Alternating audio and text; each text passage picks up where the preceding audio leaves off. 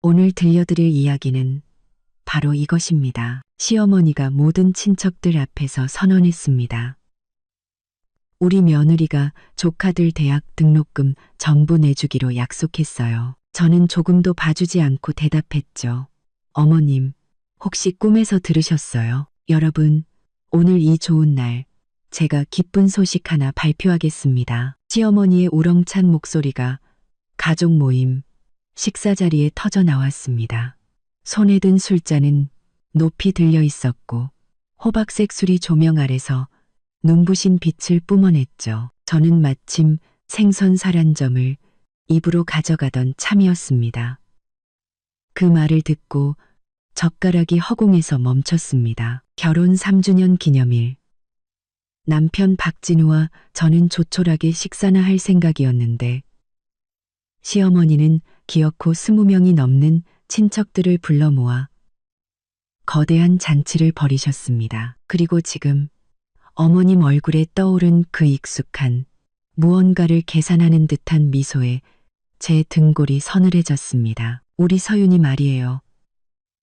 정말 등불 들고 찾아다녀도 없을 착한 며느리라니까요. 시어머니는 다정하게 제 어깨를 감쌌지만 그 손톱은 제 살을 파고들 기세였습니다. 우리 서윤이가 먼저 나서서 시동생네 두 아들 대학 등록금이랑 생활비까지 전부 대주겠다고 하지 뭐예요. 4년 내내 한 푼도 안 받고 말입니다. 탁, 제 젓가락이 접시 위로 떨어졌습니다. 온 식탁에 친척들이 와 하고 박수를 쳤습니다. 몇몇 어른들은 칭찬하는 눈빛으로 저를 보셨죠. 역시 서윤 씨는 통이 커. 명문대 나온 사람은 생각하는 게 다르다니까. 진우는 저런 아내를 얻어서 정말 복받았네. 저는 기계처럼 목을 돌려 맞은편에 앉은 시동생네 가족을 보았습니다. 시동생 박진수는 두 손을 비비며 얼굴 가득 웃음을 피우고 있었고 평소 까칠하기 그지없던 동서 최미영은 보기 드물게 아양 떠는 표정으로 저를 보고 있었죠. 그리고 그들의 쌍둥이 아들, 수능을 앞둔 두 조카는 눈을 무섭게 빛내고 있었습니다. 마치 고기를 본 늑대 새끼들처럼요. 마지막으로 제 시선은 옆자리에 남편에게 향했습니다. 박진우는 고개를 숙인 채 밥만 퍼먹고 있었고 이마에는 식은땀이 송골송골 맺혀 있었습니다.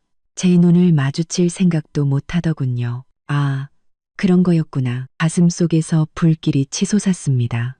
저는 식탁 아래에서 손을 굳게 말아 쥐었죠. 정말 대단한 선전포고 완벽한 도덕적 납치였습니다. 제가 전혀 모르는 상황에서 모든 친척들 앞에서 이런 약속을 발표하다니 저를 궁지에 몰아넣고 이 막대한 지출을 울며 겨자먹기로 받아들이게 하려는 속셈이었죠. 서윤아, 한마디 해야지. 시어머니는 마이크라도 건네는 듯 저를 툭 쳤습니다. 눈에는 교활한 빛이 가득했죠. 다들 널 칭찬하잖니. 식탁은 갑자기 조용해졌고 20쌍이 넘는 눈이 일제히 저를 향했습니다. 저는 그 눈빛들 속에서 기대와 계산, 그리고 남의 불행은 곧 나의 행복이라는 심보를 똑똑히 읽었습니다. 역겨운 음식 냄새와 일촉즉발의 긴장감이 공기 중에 뒤섞여 있었죠. 저는 심호흡을 한 번 하고 냅킨을 들어 천천히 입가를 닦았습니다. 어머님, 제 목소리는 아주 작았지만 모두가 저도 모르게 몸을 앞으로 기울였습니다. 혹시 꿈에서 들으신 거 아니에요? 전 그런 말 한 적 없는데요. 죽음과 같은 정적이 흘렀습니다. 시어머니의 미소는 얼굴 위에서 굳어버렸고 천천히 끔찍한 표정으로 일그러졌습니다. 시동생의 젓가락이 바닥에 떨어지며 날카로운 소리를 냈습니다. 저는 박진우가 식탁 아래에서 제 옷소매를 필사적으로 잡아당기는 것을 느꼈지만 그 손을 뿌리쳐 버렸습니다. 정서윤, 너 지금 무슨 소리 하는 거니? 시어머니의 목소리가 날카롭게 치솟았습니다. 지난달 우리 집에서 밥 먹을 때 네가 내 입으로 분명히 말했잖니. 진우도 옆에 있었는데 저는 차갑게 웃으며 대꾸했습니다. 그래요? 그럼 진우 씨한테 물어보죠. 제가 언제, 어디서 그런 약속을 했는지요. 모든 시선이 다시 박진우에게로 향했습니다. 남편의 얼굴은 시뻘겋게 달아올라 제대로 된 문장 하나 말하지 못하고 우물쭈물했습니다. 그게 아마 어머님이 잘못 이해하셨나 봐요. 서윤이 뜻은, 제 뜻은요. 저는 자리에서 일어났습니다. 놀라움에 찬 얼굴로 저를 올려다보는 식탁의 사람들을 내려다보며 말했죠. 자기 자식은 자기가 책임지는 겁니다. 아주버님과 동서도 멀쩡히 돈버시고 두 조카도 곧 성인이에요.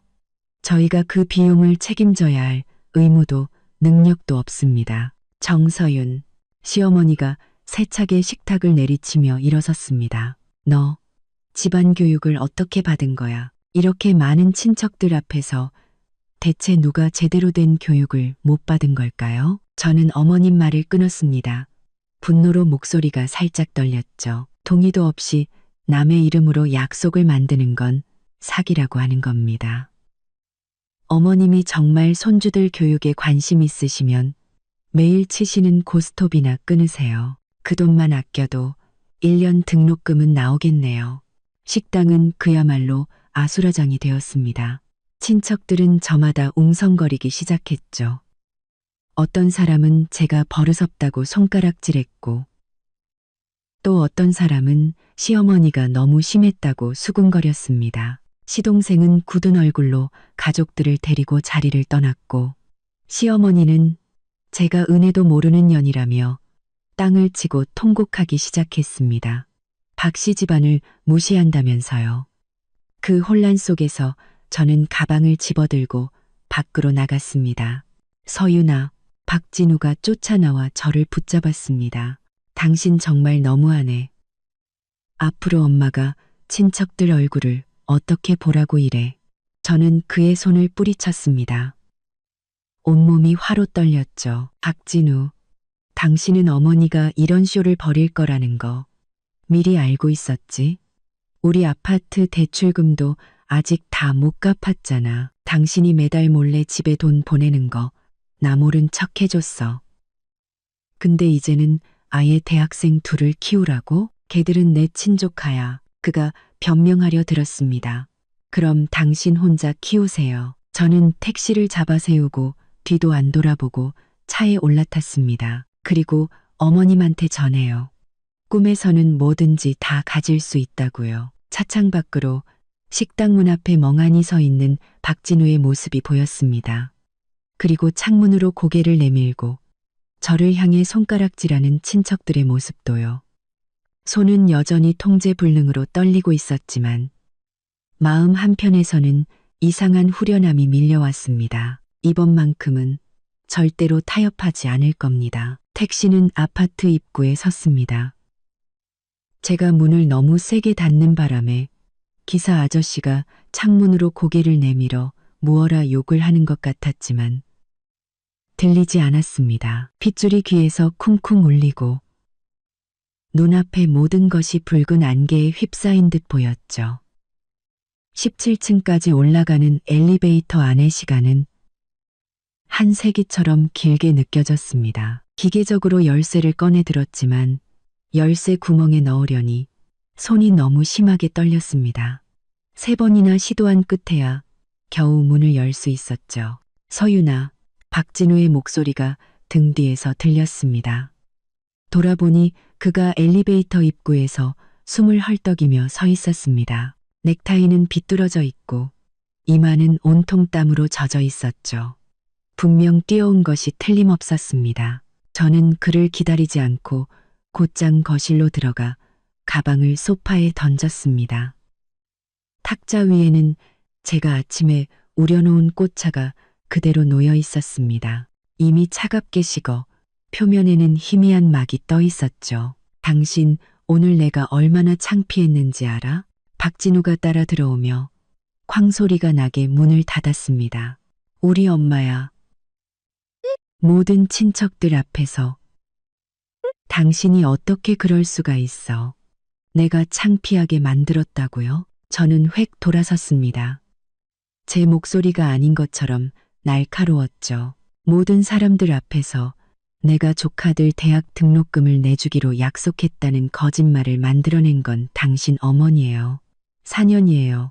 박진우 씨, 그게 돈이 얼마인 줄은 알아요. 그는 제 시선을 피하며 넥타이를 풀었습니다. 가족끼리 서로 돕는 건 당연한 거잖아. 돕는 거? 저는 비웃었습니다. 이게 돕는 걸로 보여요? 당신 동생네 작년에 5천만 원 넘는 새 차 뽑았어. 인스타그램에는 매일같이 고급 레스토랑 사진이 올라오는데 이제 와서 우리가 도와야 한다고? 박진우의 얼굴이 시뻘개졌습니다. 그래도 내 친동생이잖아. 친동생.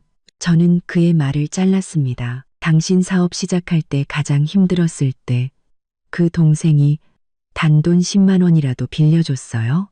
빌려주기는커녕 가족 단톡방에서 당신더러 허황된 꿈이나 꾼다고 비웃었잖아. 그 말들은 다 잊었어요? 저는 서재로 성큼성큼 걸어가 서랍에서 가계부를 꺼내 탁자 위에 탁 소리가 나게 던졌습니다. 이것 좀 봐요. 지난달에 낸 아파트 대출금 200만 원. 아버님 심장 스텐트 시술 때 우리가 낸 돈 500만 원.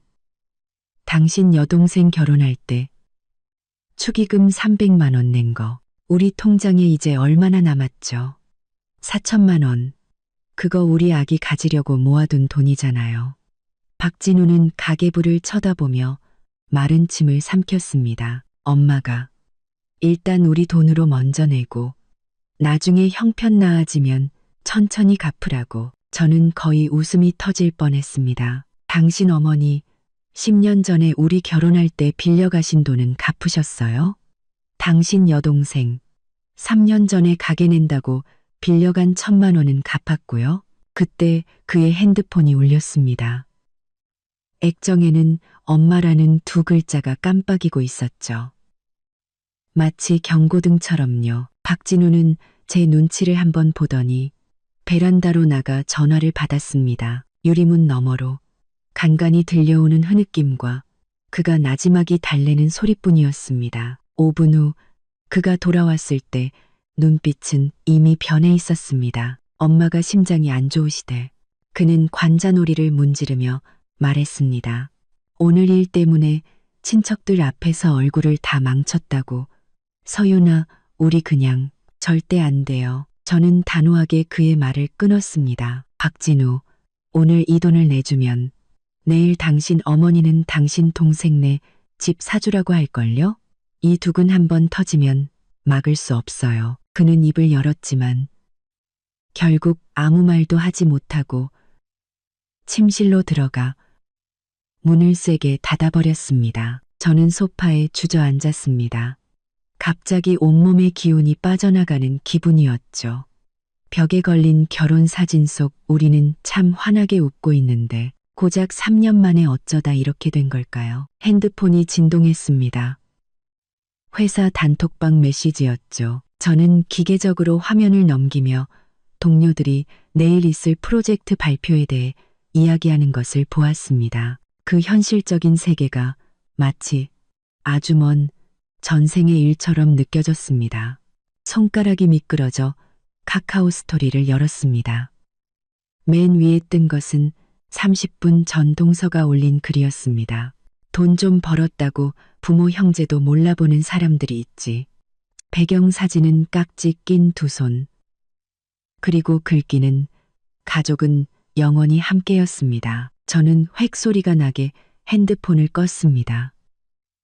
가슴이 답답해 숨을 쉴 수가 없었죠. 욕실 거울 속 제 모습은 눈이 새빨갛고 화장은 번져 마치 미친 여자 같았습니다. 찬물을 얼굴에 끼얹었지만 속에서 들끓는 불은 꺼지지 않았습니다. 침실에서는 박진우가 저를 등지고 누워 자는 척하고 있었습니다. 저는 조용히 옷장을 열어 여분의 이불을 꺼내 손님 방으로 갔습니다. 침대에 누워 천장을 바라보았습니다. 3년 전 결혼식 날 시어머니가 제 손을 잡고 이제 너는 내 친딸이다라고 말하던 장면이 아직도 눈에 선한데 지금 생각해보니 그분이 원했던 건 그저 말 잘 듣는 현금 인출기였을 뿐입니다. 다음 날 아침 주방에서 식기 부딪히는 소리가 들렸습니다. 문을 열어보니 박진우가 아침을 준비하고 있었죠. 새까맣게 탄 달걀 프라이와 토스트. 우리는 어젯밤 일은 꺼내지도 않은 채 침묵 속에서 식사를 했습니다. 회사까지 태워다 줄게. 그가 마침내 침묵을 깼습니다. 차 안의 공기는 숨막힐 듯 무거웠습니다. 라디오에서는 아침 뉴스가 흘러나왔고 진행자의 명랑한 목소리가 유난히 거슬렸죠. 서윤아, 신호 대기 중에 그가 마침내 입을 열었습니다. 엄마가 잘못한 거 알아. 그래도 내 체면 좀 봐주면 안 될까? 당신 체면. 저는 그를 돌아보았습니다. 그럼 내 체면은 누가 봐주는데요? 바보처럼 사람들 앞에서 이용당하고 웃으면서 돈까지 내놓으라고요? 그는 핸들을 쥔 손에 힘을 주었습니다. 그래도 우리 가족이잖아. 그럼 나는요? 제 목소리가 갑자기 메어왔습니다. 나는 당신 가족 아니에요? 우리의 미래는요? 우리 아이는요? 그건 하나도 중요하지 않아요? 회사 건물이 시야에 들어왔습니다. 차가 완전히 멈추기도 전에 저는 문을 열고 내렸습니다. 저 혼자 갈게요. 데리러 오지 마요. 엘리베이터에 타자 동료 김주리 대리가 다가왔습니다. 서윤 씨, 얼굴이 왜 이렇게 안 좋아? 무슨 일 있어? 저는 고개를 저으며 억지로 미소를 지었습니다. 점심시간, 주리 씨는 또 제 옆에 앉았습니다. 어제 가족 모임, 별로였나 봐? 저는 잠시 망설이다가 간단하게 자초지종을 설명했습니다. 에이, 어른들이 다 그렇지 뭐. 주리 씨는 손을 저었습니다. 우리 시어머니는 작년에 시동생 집 사줘야 한다고 난리도 아니었다니까. 결국 1,000만 원 쥐어주고 말았지. 그래도 가족이잖아. 저는 젓가락을 내려놓았습니다. 문제는 전 그럴 능력이 없다는 거예요. 우리 아직 대출금 갚고 있는데 대학생 둘을 키울 여윳돈이 어디 있겠어요. 주리 씨는 의미심장한 눈으로 저를 보았습니다. 서윤 씨, 때로는 돈이 중요한 게 아니야. 당신이 그렇게 버티면 중간에 낀 진우 씨만 힘들어지지. 저는 식판에 담긴 나물을 쳐다보며 갑자기 입맛을 잃었습니다. 주리 씨의 말은 마치 거울 같았죠. 앞으로 제가 마주할 현실을 비추고 있었습니다. 모든 사람들 눈에 저는 철없고 불효막심한 악녀일 뿐이었습니다. 오후 회의 시간, 저는 내내 정신이 딴 데 팔려 있었습니다. 부장님이 저를 지목해 발언을 요청했을 때 저는 순간 말문이 막혔습니다. 회의실의 어색한 침묵이 몇 초간 이어졌죠. 정 팀장, 많이 피곤한가 보네. 부장님이 미간을 찌푸렸습니다. 주말에 푹 쉬고 월요일에 중요한 고객 만나야 하니까 컨디션 조절 잘해요. 퇴근길, 하늘에서 가랑비가 흩날렸습니다. 우산이 없어 회사 로비에서 택시를 부를까 말까 망설이고 있는데 핸드폰 화면이 밝아졌습니다. 박진우가 보낸 메시지였죠. 아래에서 기다릴게. 익숙한 흰색 차가 길가에 서 있었습니다. 문을 여니 좌석에 해바라기 한 다발이 놓여 있었습니다. 연애할 때 그가 자주 선물하던 꽃이었죠. 아침엔 미안했어. 그가 나지막이 말했습니다. 시선은 앞을 향한 채였죠. 아까 동생한테 전화해봤는데 자기도 엄마가 갑자기 그런 발표를 할 줄은 몰랐다고 하더라고. 빗방울이 앞 유리를 때렸고 와이퍼가 쉴 새 없이 그것들을 지원했습니다. 당신은 미리 알고 있었지. 그렇지? 저는 창밖을 보며 물었습니다. 어머니가 당신한테는 미리 귀띔했잖아. 그의 침묵이 모든 것을 대답해주고 있었습니다. 진우 씨, 이건 돈 문제가 아니에요. 저는 조용히 말했습니다. 존중의 문제라고요. 나는 당신 아내지. 당신 내 집 ATM 기계가 아니에요. 그가 제 손을 잡았습니다. 손바닥은 축축했죠. 알아. 그냥 습관이 돼서 그래. 어릴 때부터 집안에 무슨 일만 생기면 내가 다 해결했으니까. 저는 그의 지친 옆모습을 보며 문득 무언가를 깨달았습니다. 이 집안에서 박진우는 이미 모든 문제를 해결해야 하는 장남으로 길들여져 있었습니다. 그리고 저의 등장은 그 역할에 조력자 하나를 더해준 것뿐이었죠. 비는 점점 거세졌고 차들은 거북이 걸음을 했습니다. 붉은 후미등이 빗속에서 번져 마치 마르지 않은 눈물 자국들 같았습니다. 우리 얘기 좀 해야겠어요. 제가 말했습니다. 하지만 지금은 아니에요. 오늘 밤은 친구 집에서 잘게요. 가. 그가 획 고개를 돌렸습니다. 서윤아, 저도 생각할 시간이 필요해요. 저는 담담하게 말했습니다. 당신도 마찬가지고요. 친구 소희의 오피스텔에서 저는 마침내 참았던 울음을 터뜨렸습니다. 소희는 아무것도 묻지 않고 레드와인 한 잔을 따라주더니 저를 꼭 안아주었습니다. 계좌 확인해봤어. 깊은 밤. 저는 쉰 목소리로 말했습니다. 진호 씨 매달 몰래 어머니한테 돈을 보냈더라. 적게는 50만 원, 많게는 100만 원씩. 3년 동안이나. 그걸 이제야 알았다니. 소희는 한숨을 쉬었습니다. 그래서 어쩔 셈이야? 저는 고개를 저으며 창밖에 비 내리는 밤을 보았습니다. 도시의 불빛이 수증기 속에서 뿌옇게 번져 마치 제 앞날처럼 흐릿했습니다. 핸드폰 화면이 다시 밝아졌습니다. 시어머니가 보낸 긴 음성 메시지였죠. 저는 열어보지 않았지만 문자로 변환된 내용을 볼 수 있었습니다. 진우한테 들었다.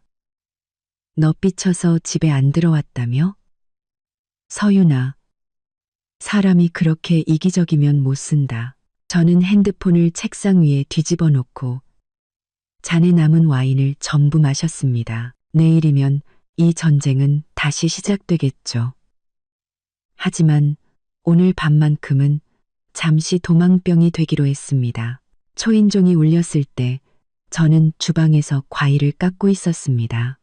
사과를 가르는 사각 소리의 벨소리를 듣지 못했죠. 박진우가 서재에서 고개를 내밀고서야 알았습니다. 누가 벨 눌렀는데. 저는 손을 닦고 현관으로 갔습니다. 렌즈 너머로 시동생 박진수와 동서 최미영의 얼굴이 우스꽝스럽게 일그러져 보였습니다. 동서는 손에 서류 봉투까지 들고 있었죠. 저는 심호흡을 한번 하고 문을 열었습니다. 형수님, 동서의 미소는 마치 풀로 붙여놓은 듯 어색했고 목소리는 느끼하게 달콤했습니다. 연락도 없이 와서 죄송해요. 방해한 건 아니죠? 그녀가 신은 명품 스터드 하이힐은 반년 전 인스타그램에서 자랑하던 것이었습니다. 80만 원이 넘는다고 했죠. 그 구두가 제가 막 닦아놓은 마룻바닥을 아무렇지 않게 짓밟고 있었습니다. 박진우가 소리를 듣고 나왔습니다. 진수야, 갑자기 웬일이야? 형, 우리 사과하러 왔어. 박진수는 손을 비비며 말했지만 눈은 자꾸만 집안을 훑어보고 있었습니다. 어제 어머님이 좀 심하셨지. 동서가 재빨리 말을 받았습니다. 맞아요. 맞아. 어머니가 연세가 있으셔서 가끔 생각 없이 말씀하실 때가 있어요. 형수님, 마음에 담아두지 마세요. 그녀는 살갑게 제 손을 잡았지만 진한 향수 냄새에 머리가 어지러울 지경이었습니다. 우린 가족이잖아요. 오해가 있으면 풀면 되죠. 저는 손을 빼고 벽시계를 쳐다봤습니다. 저희 막 나가려던 참인데요. 공기가 순간 얼어붙었습니다. 아, 금방 끝나요. 동서는 마술이라도 부리는 듯 서류 봉투에서 종이 뭉치를 꺼냈습니다. 이왕 말이 나온 김에 저희가 생각했는데 나중에 오해 없도록 구체적인 금액을 정해두는 게 좋을 것 같아서요. 그녀는 그 종이 뭉치를 제게 건넸습니다. 맨 위에는 어느 대학교의 등록금 고지서가 있었고 그 아래에는 생활비 예산안까지 첨부되어 있었습니다. 마지막 장에는 빨간 펜으로 동그라미 친 눈이 튀어나올 만한 총액이 적혀 있었죠. 1년에 약 2천만 원, 두 아이 합쳐서 4천만 원, 4년이면 총 1억 6천만 원. 그래서 1년에 4천만 원 정도면 될 것 같아요. 동서가 웃으며 말했습니다. 4년이면. 아, 죄송해요. 제가 계산을 잘못했네. 1억 6천이 아니라 8천만 원이네요. 형님, 형수님, 당장 힘드시면 할부로 주셔도 되고요. 저는 종이 모서리를 꽉 쥐어 구겨버렸습니다. 박진우는 옆에 서서 얼굴이 새하얗게 질려 있었죠. 지금 진심이에요? 저는 그 종이 뭉치를 신발장 위에 던져버렸습니다. 빈손으로 사과하러 와서는 대뜸 8천만 원을 달라고요? 시동생의 미소가 굳었습니다. 형수님, 말이 좀 심하시네요. 어제 이미 약속하신 거 아니었어요? 언제 약속을 했죠? 제 목소리가 높아졌습니다. 어머님이 사람들 앞에서 거짓말을 하셨고, 저는 그 자리에서 바로 아니라고 밝혔어요. 그게 약속한 건가요? 동서의 얼굴이 순식간에 굳어졌습니다. 형수님, 말 그렇게 하시면 안 되죠. 진우 형님이 장남이고, 형님네가 형편이 제일 나은데, 동생 좀 도와주는 게 당연한 거 아니에요? 당연하다고요. 저는 비웃었습니다. 작년에 7천만 원짜리 외제차로 바꿀 때는 왜 도와달란 말 안 했어요? 지난달에 몰디브 여행 간다고 인스타그램에 자랑할 때는 왜 안 도와달라고 했고요? 이제 돈 내야 할 때가 되니까 그제야 우리가 생각났나 보죠? 동서의 얼굴이 시뻘개졌습니다. 아니, 형수님은 어떻게 말을 그렇게 해요? 그건 서윤아, 박진우가 갑자기 제 말을 끊었습니다. 말로 하자. 말로. 그는 동생 진수를 돌아보며 말했습니다. 진수야, 이건 너무 갑작스럽다. 우리도 요즘 힘들어. 대출금 때문에. 형, 진수의 목소리가 갑자기 커졌습니다. 영수랑 광수가 형 친족하잖아. 형은 조카들이 등록금 때문에 좋은 대학 못 가는 걸 그냥 보고만 있을 거야? 저는 그가 좋은 대학이라고 말할 때 눈빛이 흔들리는 것을 포착했습니다. 며칠 전 시어머니가 무심코 뱉었던 말이 떠올랐죠. 두 아이 모두 모의고사 성적이 인서울은커녕 지방대도 간당간당하다고요. 요즘 학자금 대출제도 잘 되어 있어요. 저는 차분하게 말했습니다. 저희도 다 대출받아서 대학 졸업했어요. 동서의 눈에 갑자기 눈물이 그렁그렁 맺혔습니다. 형수님은 애가 없어서 모르시는구나. 어떻게 자식한테 졸업하자마자 빚쟁이를 만들어요. 형님네는 능력이 되시잖아요. 그 말은 비수처럼 제 가슴에 꽂혔습니다.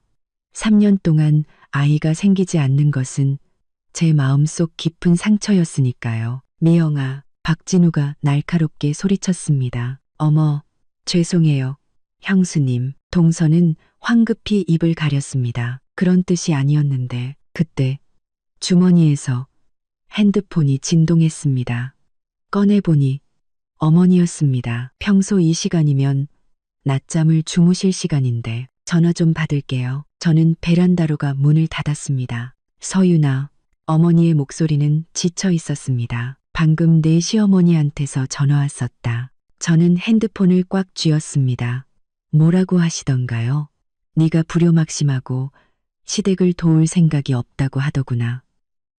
그러면서 네가 계속 그러면 양가 관계에도 문제가 생길 거라고. 어머니는 한숨을 쉬었습니다. 말끝마다 네가 돈을 안 내면 앞으로는 명절에도 오지 말라고 하더라. 저는 온몸이 화로 떨렸습니다. 어떻게 어머님을 협박까지 해요? 서윤아, 엄마가 내 일에 간섭하려는 건 아니야. 어머니는 조용히 말씀하셨습니다. 다만 네가 거기 혼자 있는데 엄마는 그게 걱정돼서. 저는 유리문 안을 보았습니다. 박진우는 동생과 머리를 맞대고 무언가 속닥이고 있었고 동서는 우리 집 거실 장식품들을 하나하나 훑어보고 있었습니다. 동생의 각진우는 그 손가락이 물건들 위를 스칠 때마다 마치 제 것을 빼앗기는 기분이 들었습니다. 엄마, 신경 쓰지 마세요. 저는 목소리가 떨리지 않도록 애썼습니다. 저 알아서 할 수 있어요. 전화를 끊고 저는 베란다에서 심호흡을 3번 했습니다. 초봄의 바람은 아직 차가웠지만 가슴속에 불길을 식히지는 못했죠. 시어머니가 감히 우리 부모님까지 괴롭히다니. 이 막장 드라마는 여기서 끝내야 했습니다. 저는 문을 열고 거실로 돌아갔습니다. 세 사람이 동시에 고개를 들었죠. 분명히 말씀드리죠. 저는 박진수를 똑바로 쳐다보았습니다. 저희는 이 돈 못 내요. 단돈 10원도요. 박진수의 얼굴이 순식간에 어두워졌습니다. 형수님. 사람 너무 야박하게 구시네. 야박하다고요? 저는 비웃었습니다. 두 분 부부 합산 연봉이 1억이 넘어요. 작년에 차 바꾸고 명품 사고 매주 고급 레스토랑 다니면서 이제 와서 저희한테 돈 없다고 우는 소리를 해요? 동서가 벌떡 일어났습니다. 정서윤, 너 지금 말 다 했어? 우리가 좋게 말로 하러 오니까 아주 사람을 우습게 보네? 좋게 말로? 저는 신발장 위에 종이 뭉치를 가리켰습니다. 등록금 고지서 들고 찾아온 게 좋게 말로 하는 거예요? 두 분은 돈을 달라고 협박하러 온 거죠. 두 분은 돈을 달라고 협박하러 온 거죠. 등록금 고지서 들고 찾아온 게, 등록금 고지서 들고 찾아온 게. 서윤아, 진정들 좀. 박진우가 끼어들려 했지만 형은 마누라가 우리한테 이렇게 막말하는데 가만히 보고만 있을 거야? 엄마 아빠가 형을 어떻게 키웠는데. 박진수가 갑자기 소리를 질렀습니다. 그 말은 마치 어떤 스위치를 누른 것 같았습니다. 박진우의 표정이 변했죠. 진수야, 너 말 조심해. 내가 틀린 말 했어? 박진수는 비웃었습니다. 어릴 때부터 집에서 뭐 좋은 거 생기면 다 형 차지였잖아. 이제 와서 동생 좀 도와달라니까. 남의 편만 들고?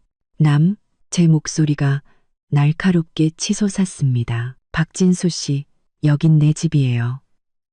당장 나가세요. 동서는 그 종이 뭉치를 다시 서류 봉투에 쑤셔 넣었습니다. 그래, 잘났다. 어디 앞으로 우리 영수, 광수 얼굴 볼 생각하지 마. 그녀는 박진수를 끌고 현관으로 향했습니다. 가자, 여보. 앞으로 저것들이 무슨 낯으로 시댁에 오는지 보자고. 문이 천둥처럼 쾅 닫혔습니다. 거실은 순식간에 조용해졌고 벽시계의 째깍 소리만 들렸습니다.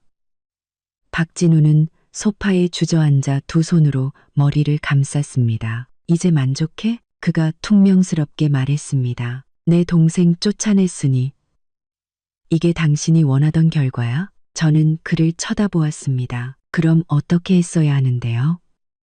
웃으면서 8천만 원짜리 수표라도 써줬어야 했어요? 그런 뜻이 아니잖아. 그는 신경질적으로 머리를 헝클었습니다. 그래도 말을 그렇게까지 밉게 할 필요는 없었잖아.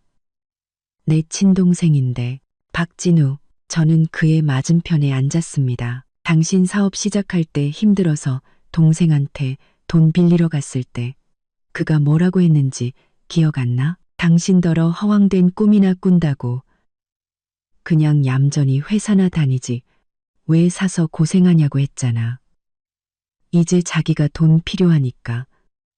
그제야 형이 생각났나 보지? 박진우의 핸드폰이 빛났습니다. 그는 화면을 한번 보더니 얼굴이 더욱 굳어졌습니다. 엄마다. 받지 마요. 제가 말했지만 그는 결국 전화를 받았습니다. 전화기 너머로 시어머니의 날카로운 목소리가 들려왔습니다. 스피커폰이 아니었음에도 불구하고 똑똑히 들릴 정도였죠. 진우야, 네 동생이 울면서 집에 왔다. 정서윤 그년이 어떻게 가족한테 그럴 수가 있니? 내가 분명히 말하는데 이 일 그냥 안 넘어가. 너희가 그 돈 안 내면 앞으로 나를 엄마라고 부를 생각도 마. 엄마, 제발 이러지 마세요. 박진우가 애원했습니다. 우리 차근차근 이야기해요. 이야기는 무슨 놈의 이야기? 시어머니의 목소리에 갑자기 울음이 섞였습니다. 내가 널 어떻게 키웠는데 이런 배은망덕한 놈을 내 마누라가 동생한테 그따위로 구는데 넌 찍소리도 못하고. 저는 핸드폰을 확 낚아챘습니다. 어머님, 잘 들으세요. 첫째, 저는 어떤 약속도 한 적 없습니다. 둘째, 저희는 그럴 능력이 없습니다. 셋째, 다시는 저희 부모님께 연락해서 괴롭히지 마세요. 전화기 너머는 2초간 조용했습니다. 그리고는 귀를 찢는 듯한 이 미친년 하는 소리와 함께 뚜뚜 하는 끊어지는 소리가 들렸습니다. 박진우는 저를 멍하니 쳐다보았습니다. 마치 처음 보는 사람처럼요. 닥진우는 저를 멍하니 쳐다보았습니다. 서윤아, 그의 목소리가 갈라졌습니다. 우리 엄마야, 방금 저한테 뭐라고 하셨는지 당신도 들었죠? 저는 핸드폰을 소파에 던졌습니다. 박진우, 우리 얘기 좀 해요. 창밖은 점점 어두워지고 먹구름이 낮게 깔려 있었습니다. 곧 폭풍우가 쏟아질 기세였죠.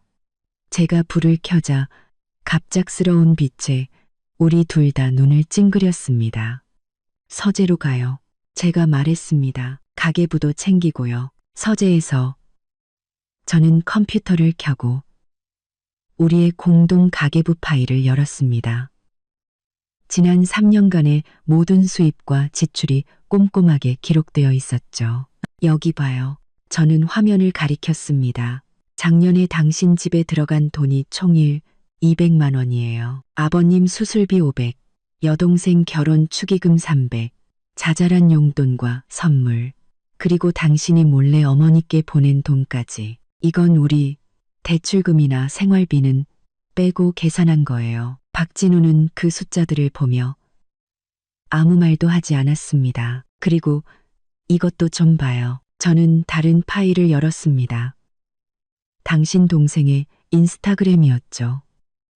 화면에는 작년에 몰디브에서 찍은 휴가 사진이 가득했습니다. 당신 동생의 인스타그램이었죠. 동서의 손에 낀 다이아 반지가 유난히 반짝였죠. 누가 더 잘 사는지 비교하려는 게 아니에요. 저는 창을 닫았습니다. 하지만 그들은 그렇게 돈을 펑펑 쓸 때 가족을 생각이나 했을까요? 이제 와서 돈이 필요하니까 그제야 가족애를 들먹이는 거잖아요. 박진우가 마침내 입을 열었습니다. 그럼 어쩌자는 거야? 엄마는 당신 어머니 통장에 돈 얼마 있는지 알아요? 제가 갑자기 물었습니다. 그는 당황했죠. 뭐, 당신 어머니, 저는 또박또박 말했습니다. 연금으로 매달 200만 원 가까이 받으세요. 아버님도 150만 원 넘게 받으시고요. 두 분은 예전 집에 사셔서 큰돈 들어갈 때도 없어요. 그동안 우리가 들인 돈에 두 분이 모은 돈까지 합치면 적어도 1억은 훌쩍 넘을걸요. 박진우가 미간을 찌푸렸습니다. 그걸 어떻게 알아? 지난번에 어머님 스마트 뱅킹 도와드리다가 우연히 봤어요. 저는 차갑게 말했습니다. 어머님은 손주들 학비 대줄 능력이 충분해요. 그런데도 굳이 우리한테 그 돈을 내라고 하는 이유가 뭘까요? 그는 대답하지 않았지만 우리 둘 다 알고 있었습니다. 그건 통제였고 시험이었습니다. 장남 부부가 어디까지 순종하는지 떠보려는 것이었죠. 마침내 비가 쏟아지기 시작했습니다. 창문을 두드리는 빗소리는 마치 수많은 손가락이 유리를 긁는 소리 같았죠. 박진우의 핸드폰이 또 울렸습니다. 그는 화면을 한번 보더니 무음으로 바꿨습니다. 고모야, 그가 쓴웃음을 지었습니다. 온 가족이 다 알았나 보네. 저는 컴퓨터를 덮었습니다. 진우 씨, 당신이 어느 편에 설지 분명히 해야 해요. 그가 고개를 들었습니다.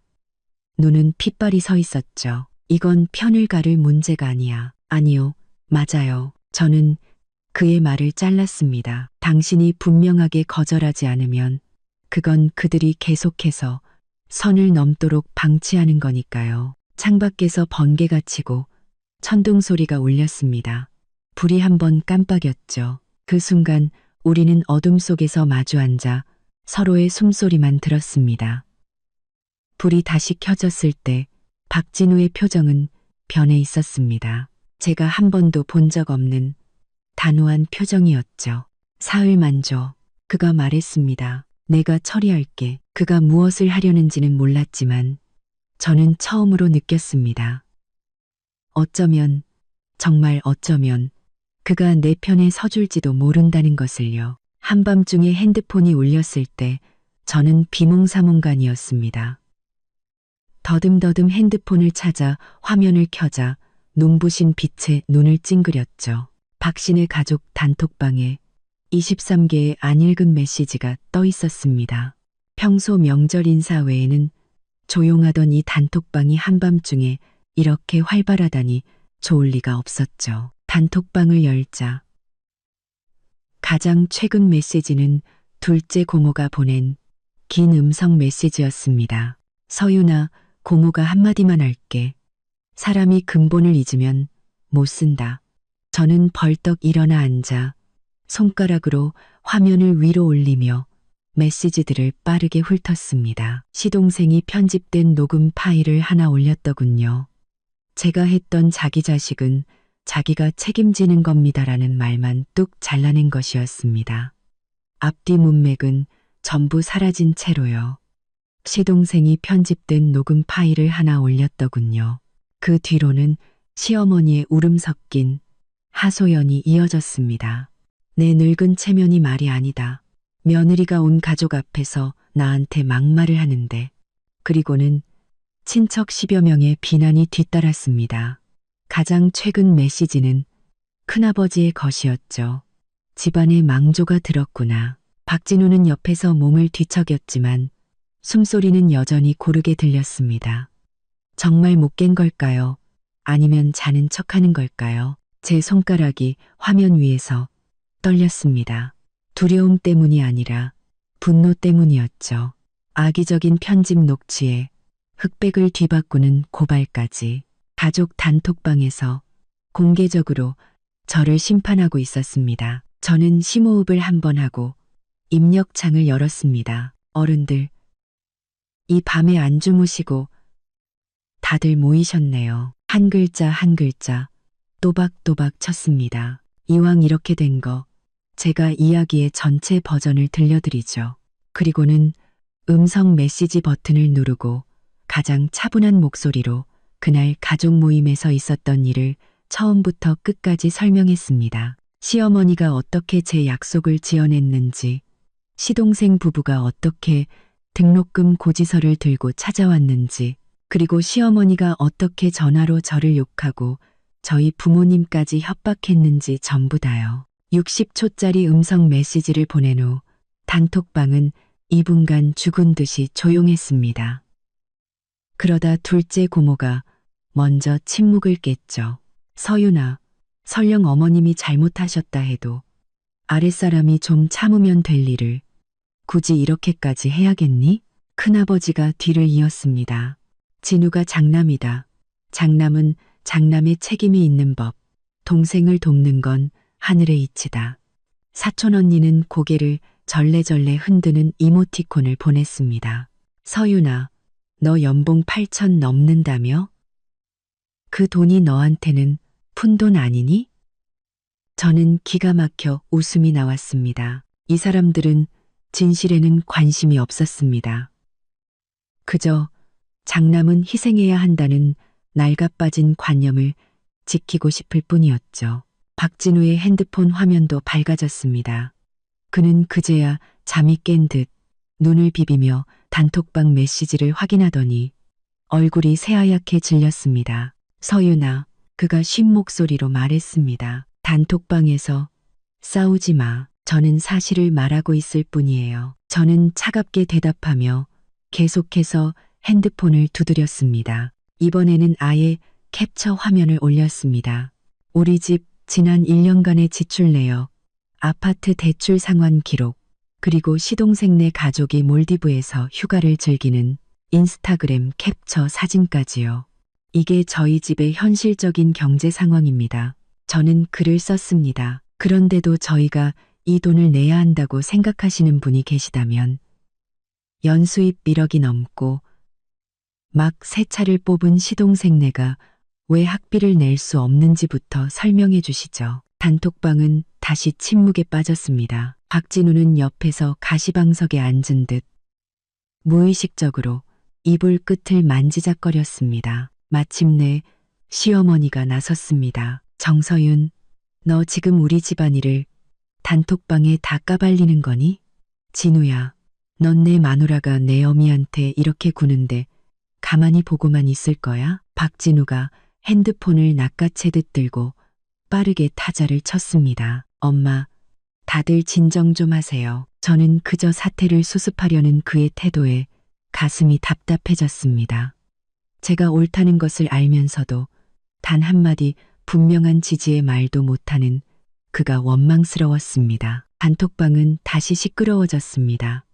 온갖 고모, 이모들이 저를 철없고 불효막심하다며 공격하기 시작했죠. 심지어 어떤 사람은 제가 결혼할 때 예단을 적게 해왔다는 옛날 이야기까지 꺼내며 원래부터 진심으로 살림 합칠 생각이 없었다고 몰아갔습니다. 가장 어이없는 건 막내 이모였습니다.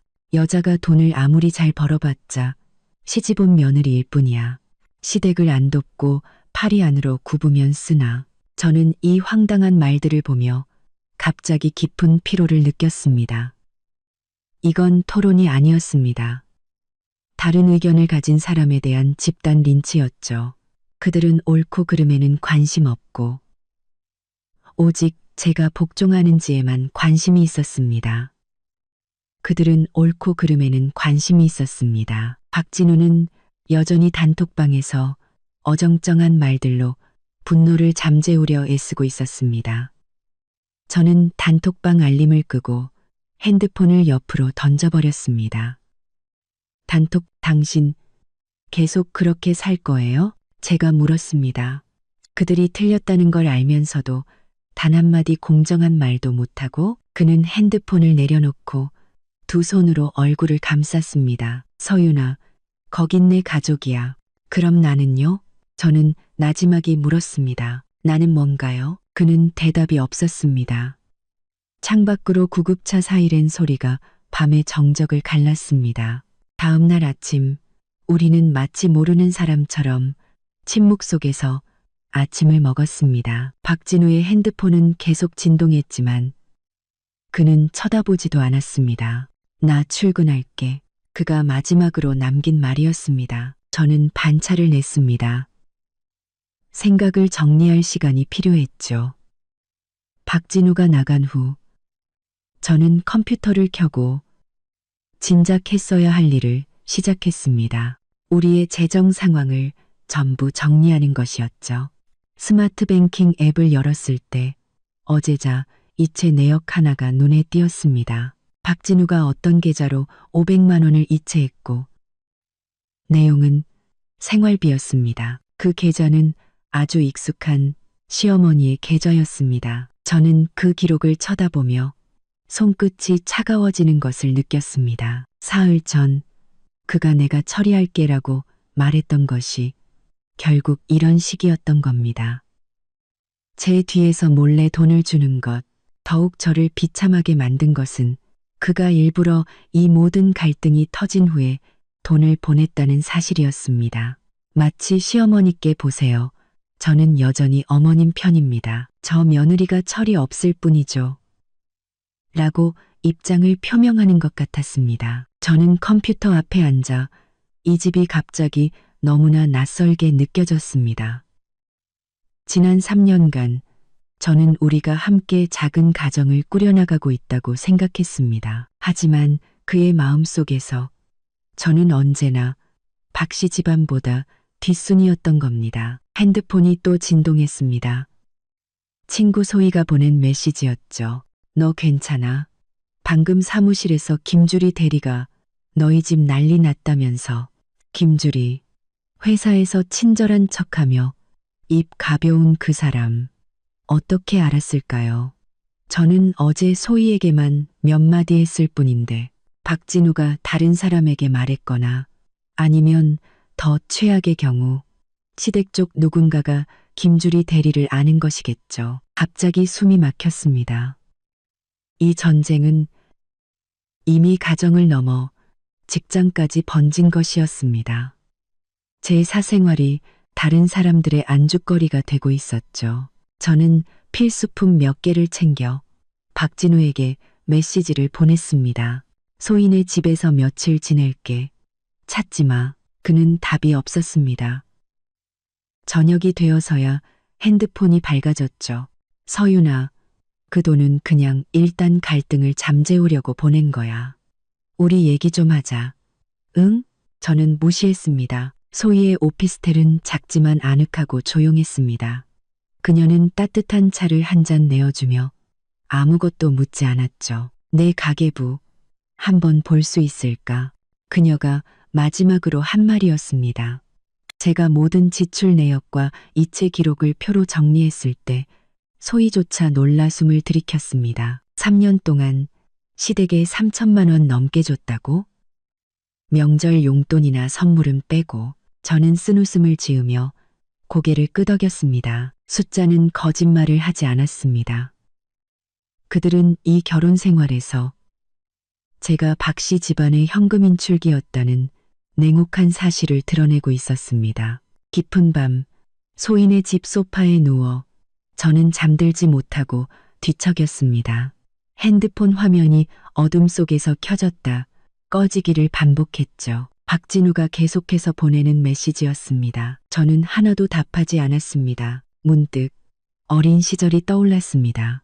아버지가 닭다리를 남동생에게 주며 남자는 뼈가 굵어야 한다고 말했던 것, 어머니가 몰래 학비를 쥐어주며 아빠한테는 비밀이다라고 속삭였던 것, 대학 합격 통지서가 왔을 때 아버지가 계집애가 공부는 해서 뭐 하냐고 혀를 찼던 것, 저는 그 집을 떠나면 이런 운명에서 벗어날 수 있을 거라 생각했습니다.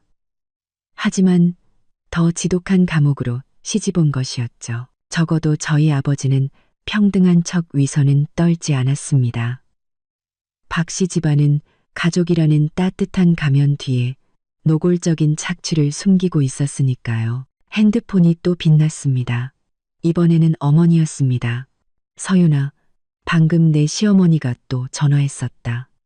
네가 불효막심해서 진우더러 너랑 이혼하라고 했다는구나. 저는 그 메시지를 쳐다보며 갑자기 눈물이 터져 나왔습니다. 슬퍼서가 아니었습니다. 분노 때문이었죠. 시어머니가 감히 제 결혼 생활을 위협하다니, 제가 아들네를 무조건적으로 부양하기를 거부했다는 이유만으로요. 저는 눈물을 닦고 어머니께 답장했습니다. 엄마, 신경 쓰지 마세요.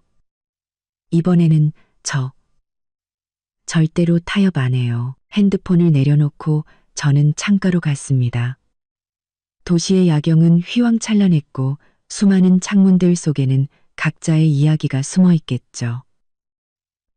창문들 속에는 도시의 야경은 휘황찬란했고 과연 얼마나 많은 여자들이 저처럼 효도와 가화만 사성이라는 깃발 아래 묵묵히 억울함을 삼키고 있을까요? 다음 날 출근하자 김주리 대리가 어김없이 다가왔습니다. 서윤 씨, 집에 좀 안 좋은 일 있다며? 그녀의 눈에는 악의적인 관심이 번뜩였습니다. 부장님한테 말해서 업무량 좀 줄여달라고 할까? 저는 그녀의 눈을 똑바로 쳐다보았습니다. 걱정해줘서 고마운데요.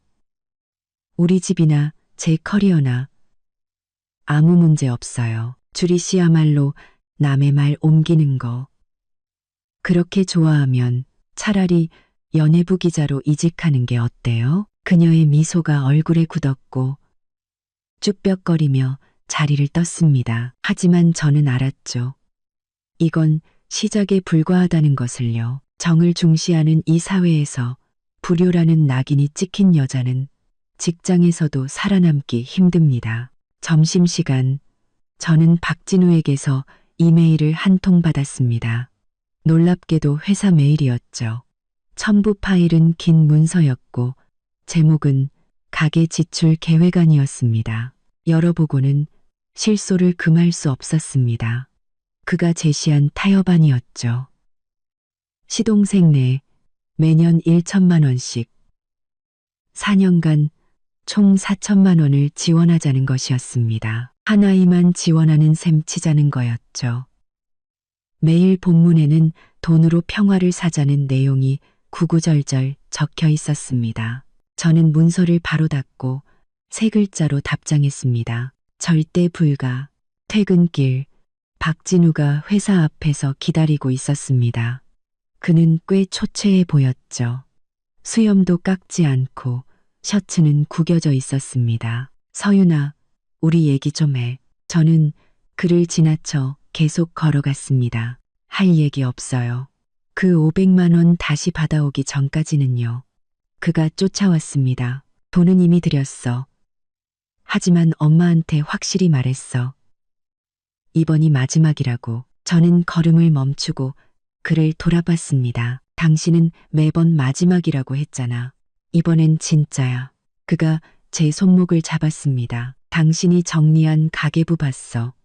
그동안 우리 집에서 그렇게 많은 돈을 가져갔는지 몰랐어. 그동안 우리 집에서 그렇게 많은 돈을 가져갔는지 몰랐어. 몰랐다고요? 저는 그의 손을 뿌리쳤습니다. 그 모든 이체를 당신이 직접 했잖아요. 나는 그냥 그의 목소리가 잦아들었습니다. 습관이 돼서 어릴 때부터 집안일은 다 내가 해결했으니까. 그의 고통스러운 표정을 보며 저는 문득 깨달았습니다. 박진우 역시 피해자라는 것을. 장남의 책임감에 묶인 피해자. 하지만 그렇다고 제가 함께 희생양이 될 수는 없었습니다. 진우 씨, 저는 담담하게 말했습니다. 생각할 시간이 필요해요. 우리 결혼에 대해서, 그리고 미래에 대해서. 그의 얼굴에서 핏기가 가셨습니다. 이혼하자는 거야. 거기까진 생각 안 해봤어요.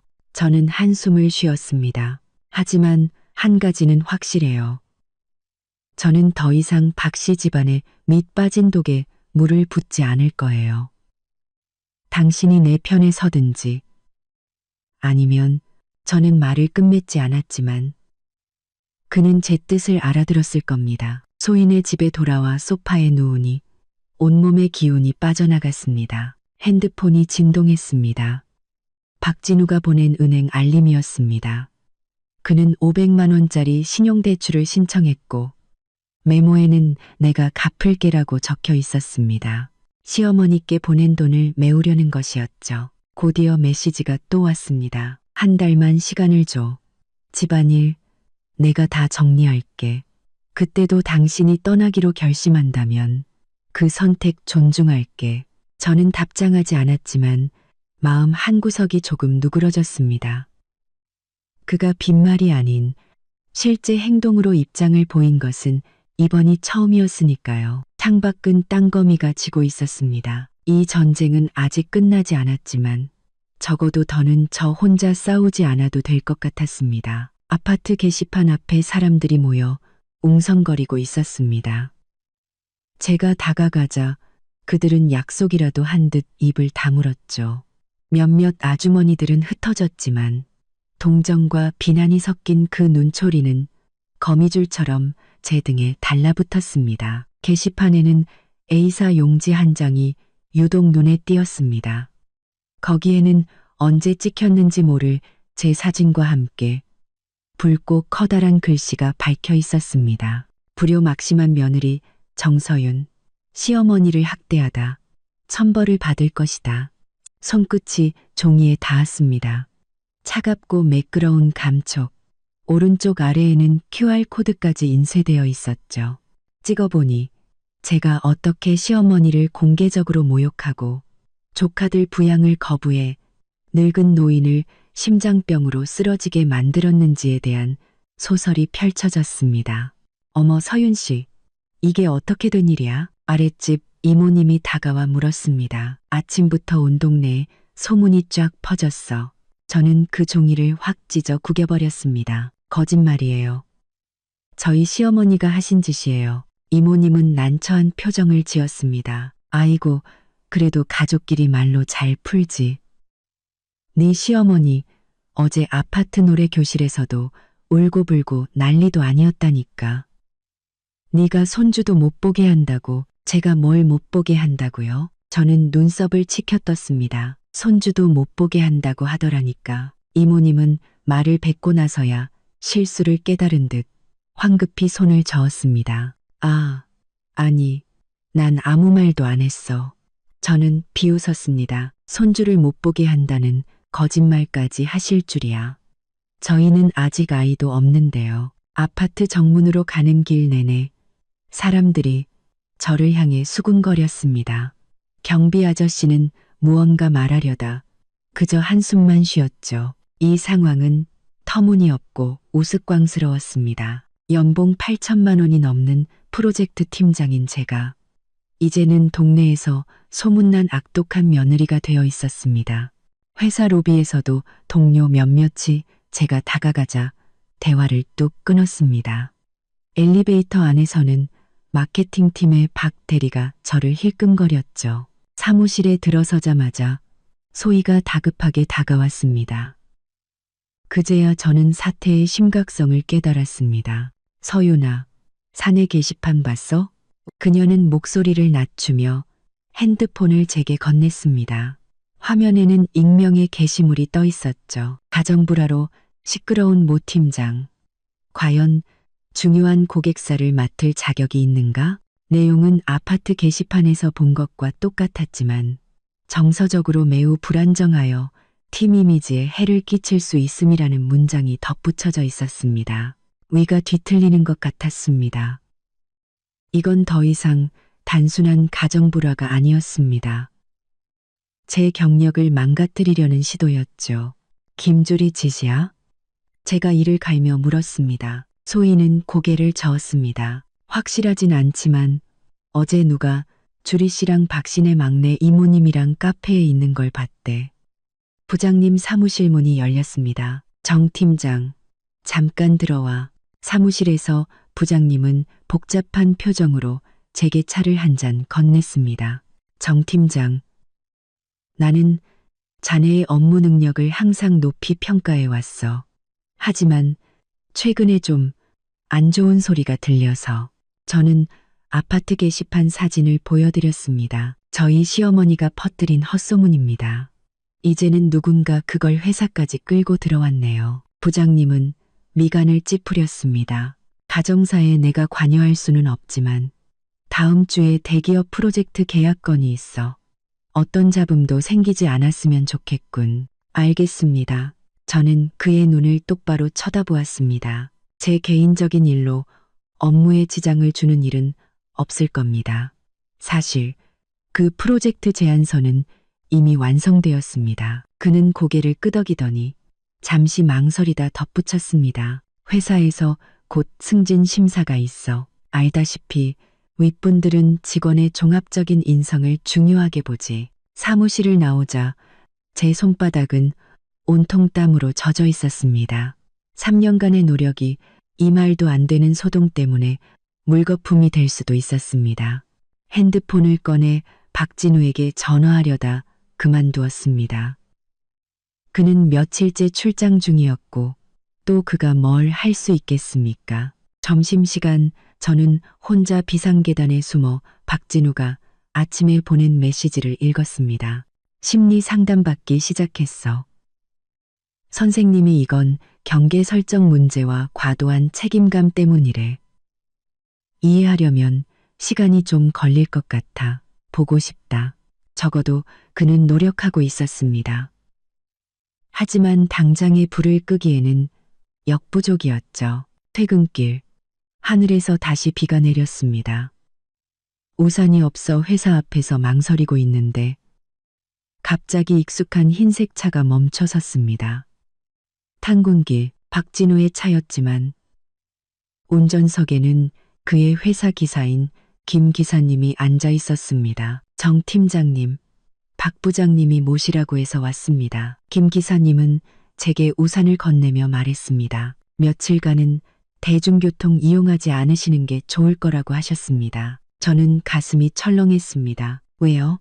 김 기사님은 난처한 표정으로 핸드폰을 꺼내 한 지역 커뮤니티 게시물을 보여주었습니다. 제 사진이 흑백 영정 사진처럼 편집되어 있었고 제목은 이 불효 막심한 며느리를 신상 털어주세요였습니다. 아래에는 이미 수백 개의 댓글이 달려 있었고 심지어 제 직장까지 알아낸 사람도 있었습니다. 부장님, 내일 돌아오신다고 했습니다.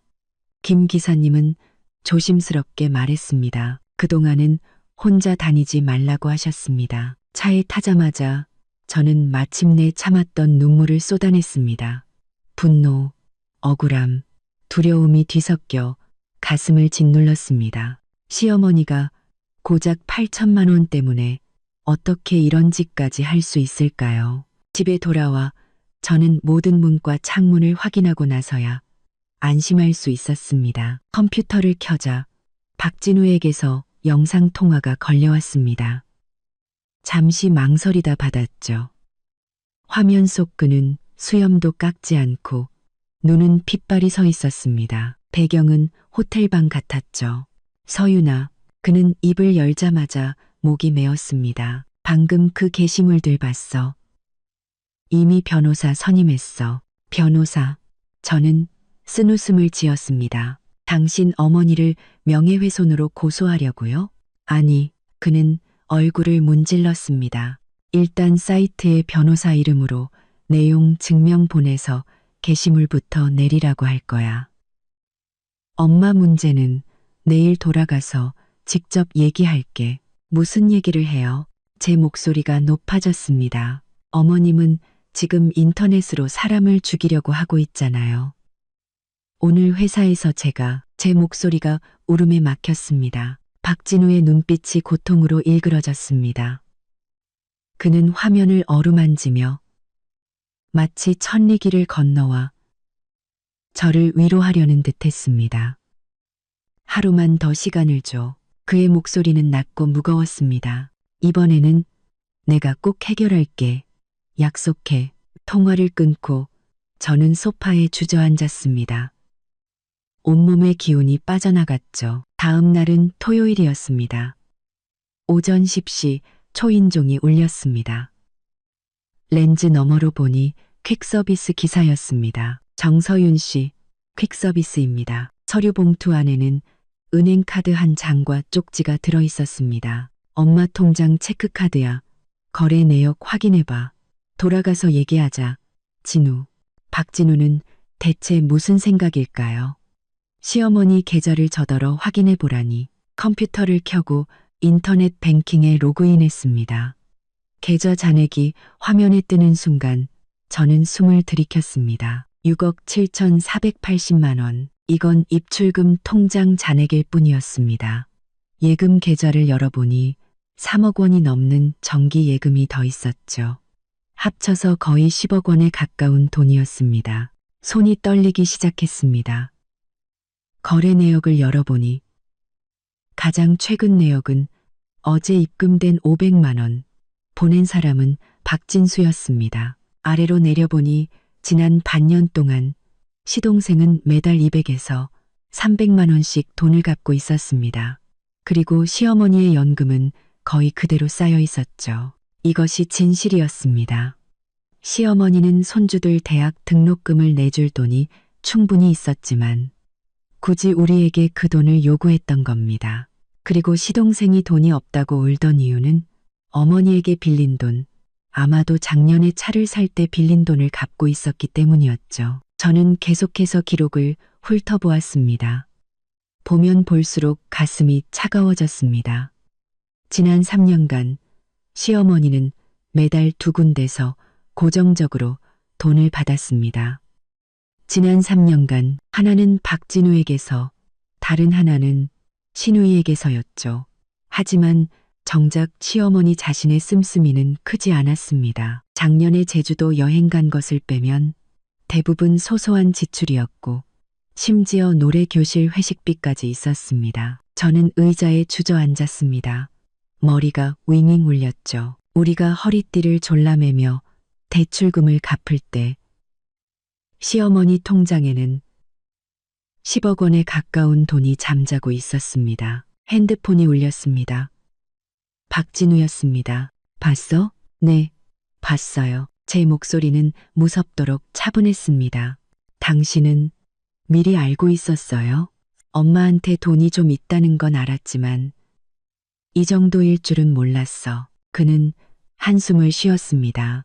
막내 이모한테서 카드 받아온 거야. 엄마 재테크를 도와주고 있었거든. 그래서 이제 어떡할 거예요? 어머님은 10억 가까운 돈을 갖고 있으면서 우리한테 8천만 원을 내놓으라고 한 거잖아요. 전화기 너머는 잠시 조용했습니다. 오후 비행기로 돌아가 저녁에 가족회의 하자. 가족회의요. 나, 당신, 엄마, 그리고 진수까지 이젠 모든 걸 터놓고 얘기할 때가 됐어. 전화를 끊고 저는 컴퓨터 앞에 앉아 모든 계좌 내역을 캡처해서 저장하고 제 개인 이메일로도 보내두었습니다. 오후 3시 초인종이 또 울렸습니다. 이번에는 소희였습니다. 이것 좀 봐야 해. 그녀는 들어오자마자 핸드폰을 내밀었습니다. 화면에는 박신의 친척들이라는 단톡방의 대화 내용이 떠 있었죠. 시어머니가 말하고 있었습니다. 그 미친년이 돈을 안 내놓겠다니 사회에서 매장시켜버려야지. 우리 진우가 걔한테 단단히 홀렸어. 우리가 구해줘야 해. 아래에는 언니 걱정 마세요.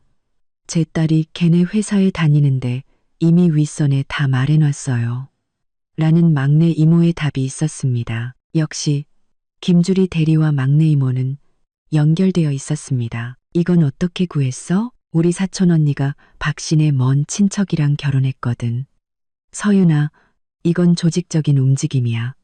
너 일단 몸부터 피하는 게. 저는 고개를 저으며 웃었습니다. 아니, 이번에는 정면으로 맞서 싸울 거야. 저는 컴퓨터를 켜고 시어머니의 계좌 내역을 보여주었습니다. 선수 필승이라고 했지. 저녁, 박진우가 지친 모습으로 돌아왔습니다. 그는 저를 보자마자 뼈가 으스러질 듯 세게 껴안았습니다. 미안해. 그가 제 귓가에 속삭였습니다. 진작 내 편에 서줬어야 했는데. 저는 그를 살짝 밀어내고 단톡방 캡처와 사내 게시판 글을 보여주었습니다. 그의 얼굴은 점점 어두워졌죠. 가자.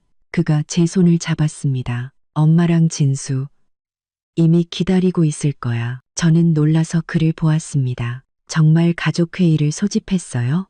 그는 고개를 끄덕였습니다. 눈빛은 단호했죠. 아파트 주민 회의실 예약해뒀어. 그리고 내 친구인 심리상담사도 한 명 불렀어. 그제야 저는 현관에 서 있는 낯선 여성을 발견했습니다. 30대쯤 되어 보이는 단발머리의 여성이었죠. 안녕하세요. 심리상담사 이수진입니다. 진우 씨가 중립적인 증인이 한 명 필요할 것 같다고 해서요. 회의실에는 시어머니와 시동생이 이미 앉아 있었습니다. 우리가 들어서는 것을 보자 시어머니가 벌떡 일어났습니다. 진우야, 너 이 미친년을 왜 데리고 와? 그리고 저 여자는 또 누구야? 박진우는 대답 대신 노트북을 켜고 프로젝터에 연결했습니다. 다음 순간 시어머니의 은행 계좌 내역이 벽면에 크게 투사되었습니다. 시동생의 얼굴이 새하얗게 질렸고 시어머니는 벼락이라도 맞은 듯 그 자리에 얼어붙었습니다. 어머니, 박진우의 목소리는 무섭도록 차분했습니다. 설명 좀 해주시죠. 회의실 흰벽에 떠오른 숫자들은 총알처럼 시어머니의 방어선을 꿰뚫었습니다. 그녀는 입을 벙긋거렸지만 아무 소리도 내지 못했죠. 형, 지금 뭐 하는 거야? 엄마 통장을 훔쳐봐. 시동생 박진수가 먼저 소리쳤습니다. 훔쳐봐. 박진우의 목소리는 놀랍도록 차분했습니다. 이건 어머니가 이모님께 맡긴 체크카드야. 합법적인 조회라고. 내가 묻고 싶은 건 이거야. 어머니 통장에 10억 가까운 돈이 있는데 왜 우리한테 조카들 학비 8천만 원을 내라고 하셨냐는 거지. 시어머니가 마침내 목소리를 되찾았습니다. 그건 내 노후 자금이야. 그녀는 저를 향해 도끼 서린 눈빛을 쏘아붙였습니다. 다 너 때문이야. 이 요물 같은 년이 내 아들을 홀려서. 어머님, 언사에 주의해 주세요. 상담사 이수진 씨가 조용히 끼어들었습니다. 저는 오늘 증인으로 이 자리에 왔습니다. 증인은 무슨 증인? 내 아들이 이 어미를 어떻게 괴롭히는지 똑똑히 보러 왔냐. 시어머니는 갑자기 통곡을 시작했습니다. 내 팔자야. 애지중지 키운 아들이 마누라 얻더니 어미도 몰라보고 과거에는 백발백중이던 이 연기는 오늘만큼은 통하지 않았습니다. 박진우는 그저 차갑게 어머니를 바라보았죠. 어머니, 연기는 그만하시고 이것 좀 보세요. 그는 다른 파일을 열었습니다. 시동생의 지난 1년간의 인스타그램 캡처였죠. 외제차 매장에서 차를 뽑고 몰디브에서 휴가를 즐기고 미슐랭 레스토랑에서 식사하는 사진들이었습니다. 진수야, 너 작년에 나한테 사업 어렵다고 빌려간 1,000만 원. 아직 안 갚았지? 그래놓고 바로 7천만 원짜리 차를 뽑았더라. 시동생의 얼굴이 시뻘개졌습니다. 그리고 이것도요. 박진우는 녹음 파일을 하나 재생했습니다. 시어머니의 날카로운 목소리가 스피커를 통해 흘러나왔죠. 진우야, 내 동생네 애들 대학 가는데 너희가 돈 내야 한다. 돈이 없긴 왜 없어. 내 마누라 연봉이 8천이 넘는데 걔가 안 주겠다고 하면 줄 때까지 들들 볶아. 어디 버텨? 정 안 되면 회사에 쫓아가서 망신을 줘. 체면이 있지. 안 내고 배기겠어? 녹음이 끝나자 회의실은 죽음과 같은 침묵에 휩싸였습니다. 저는 놀라서 박진우를 쳐다보았습니다. 그가 시어머니와의 통화를 녹음했을 줄이야. 그렇게 순종적이던 아들이 언제 이렇게 증거를 남기는 법을 배웠을까요? 시어머니의 얼굴은 붉어졌다가 하얘지기를 반복했습니다. 조작이야. 저건 조작된 거라고.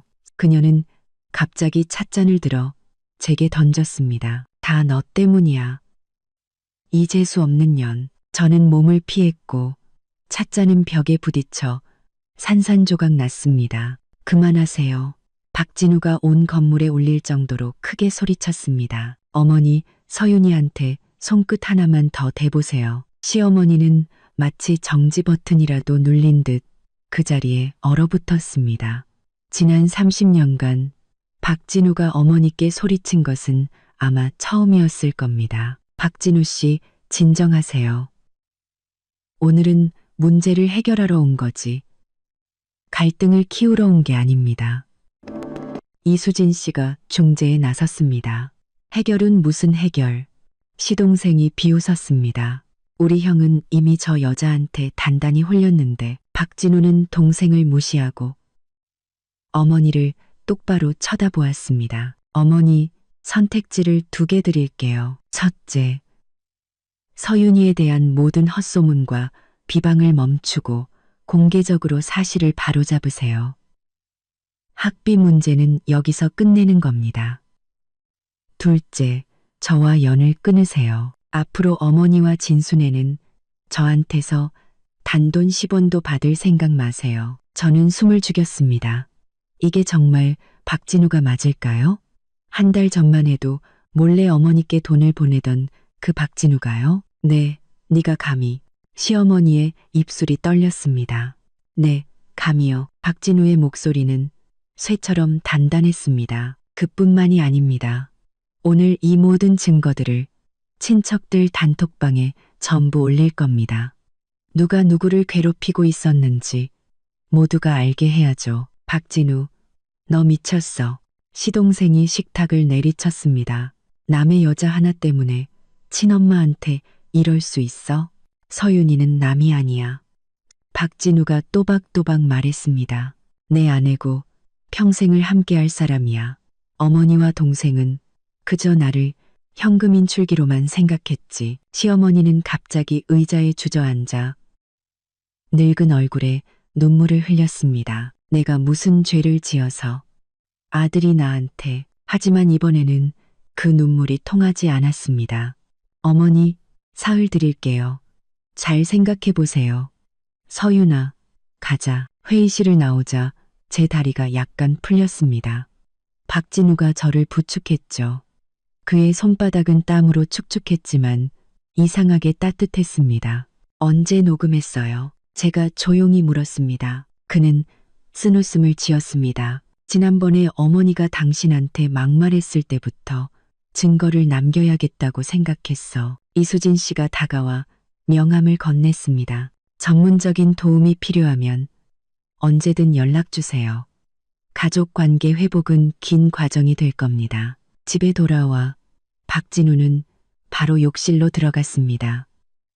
물소리와 함께 억누르는 듯한 흐느낌이 섞여 들려왔습니다. 늘 강하기만 하던 그 남자가 오늘 30년간 써온 효자라는 가면을 제 손으로 찢어버린 것이었죠. 저는 베란다에 앉아 회의실에서 찍은 사진들과 그동안 모아온 증거들을 파일 하나로 묶어 박신의 모든 친척들에게 전송했습니다. 물론 그 박신의 친척들 단톡방에도요. 그리고는 딱 한 문장을 덧붙였습니다.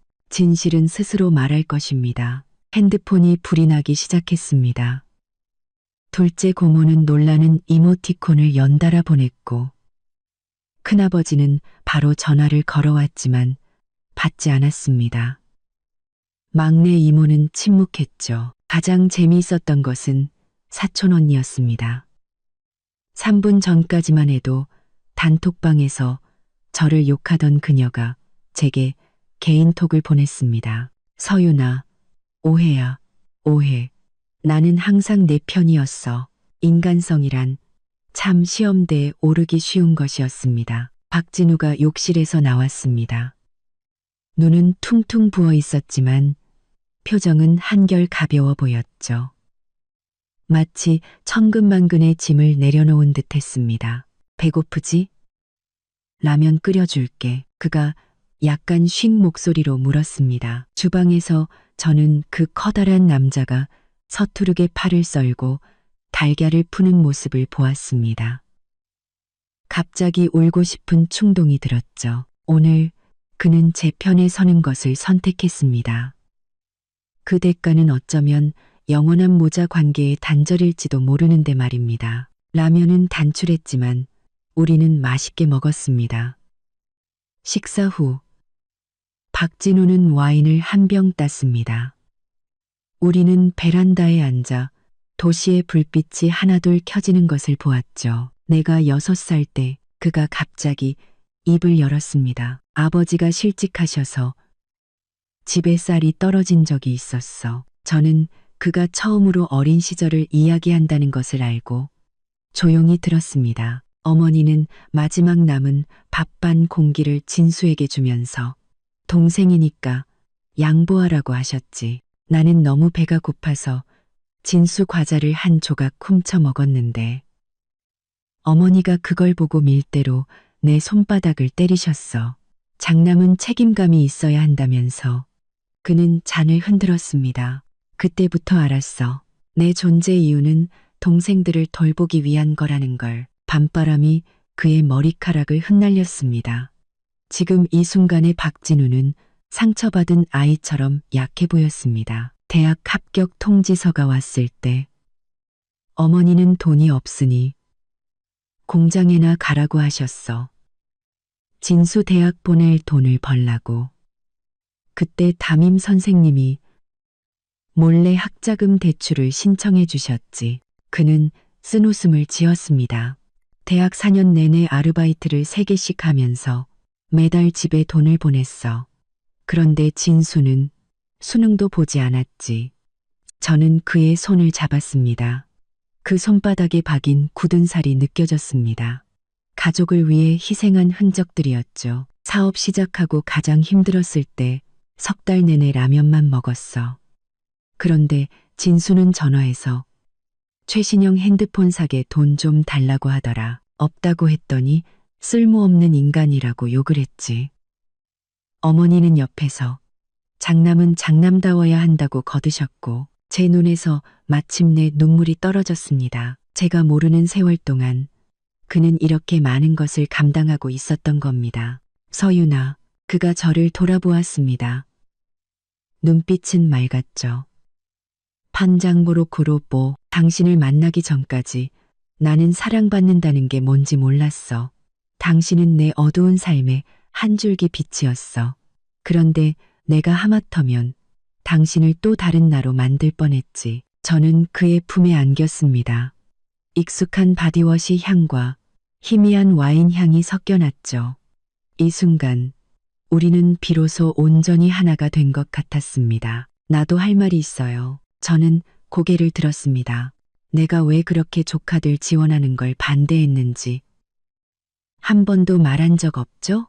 그 별빛 희미한 베란다에서 저는 처음으로 제 어린 시절을 전부 이야기했습니다. 아버지가 어떻게 닭다리를 남동생에게 주었는지, 제가 대학 가는 것을 어떻게 반대했는지, 그리고 결혼식 날 어떻게 이제 돈 먹는 하마 하나 치웠다고 말했는지요. 그래서 당신 어머니가 그렇게 시동생만 편애하는 걸 봤을 때, 그리고 그 두 조카가 당연하다는 듯이 돈을 요구하는 걸 봤을 때, 저는 눈물을 닦았습니다. 마치 과거의 나와 현재의 당신을 보는 것 같았어요. 이 악순환을 계속하게 둘 수는 없었어요. 박진우는 저를 더 꽉 껴안았습니다. 이제 그럴 일 없을 거야. 절대로.